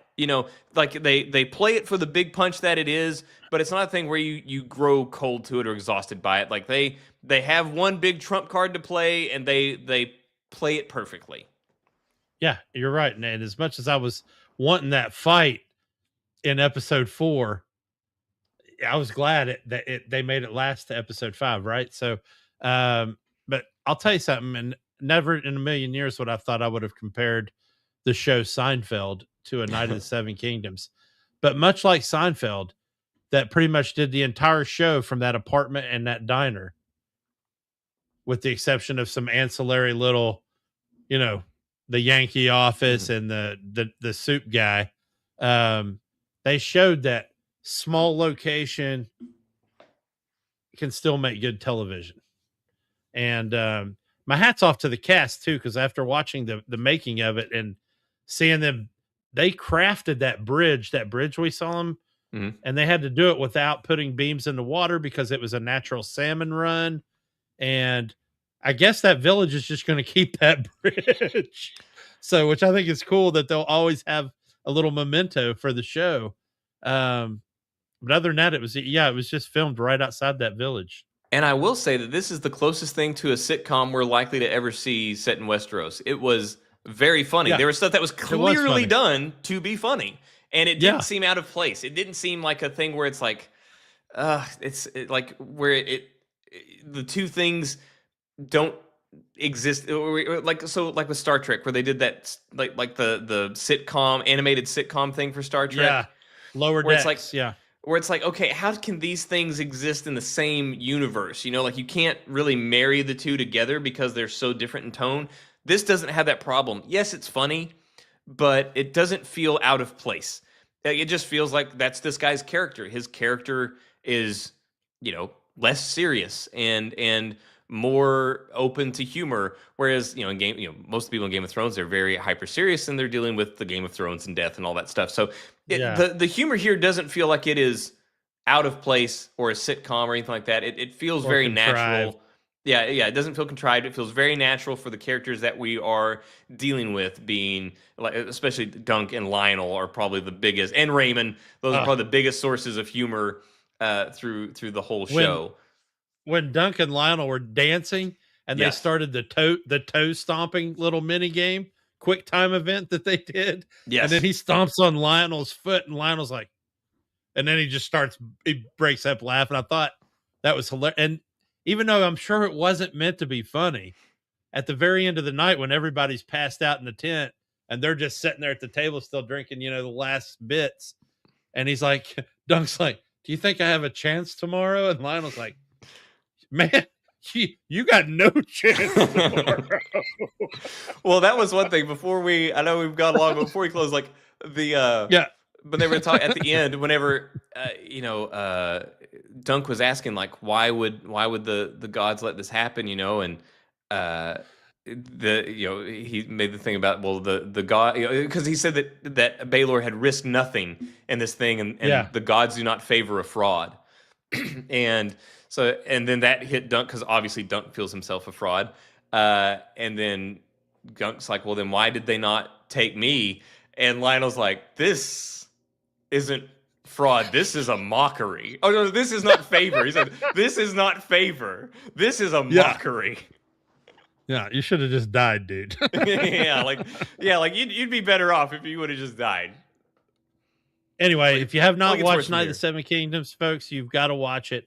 I know we're about to close up here and get started with our weekends, but fantastic show. And Mason, I'm just so happy you got to see it, man. So that's awesome. I appreciate you bearing with me throughout all of the ups and downs we have had throughout 2026 to get me to that. But hopefully things are on a much better cadence going forward. And I got my baby back. I've got my laptop back, so we can start doing some edits and hopefully get some of this stuff chopped up and put on the channel. So thank you guys for hanging out, even though we were a day late. But appreciate it. And I don't know, any other closing thoughts, Jay, before we head out? I do not, man. I'm looking forward to seeing what the week brings. Hopefully we get a lot of good news, and we can be back next week with some thrilling entertainment. So, all right. Well, thank you guys, and we will see you on the internet next week. I must leave you adieu. Goodbye.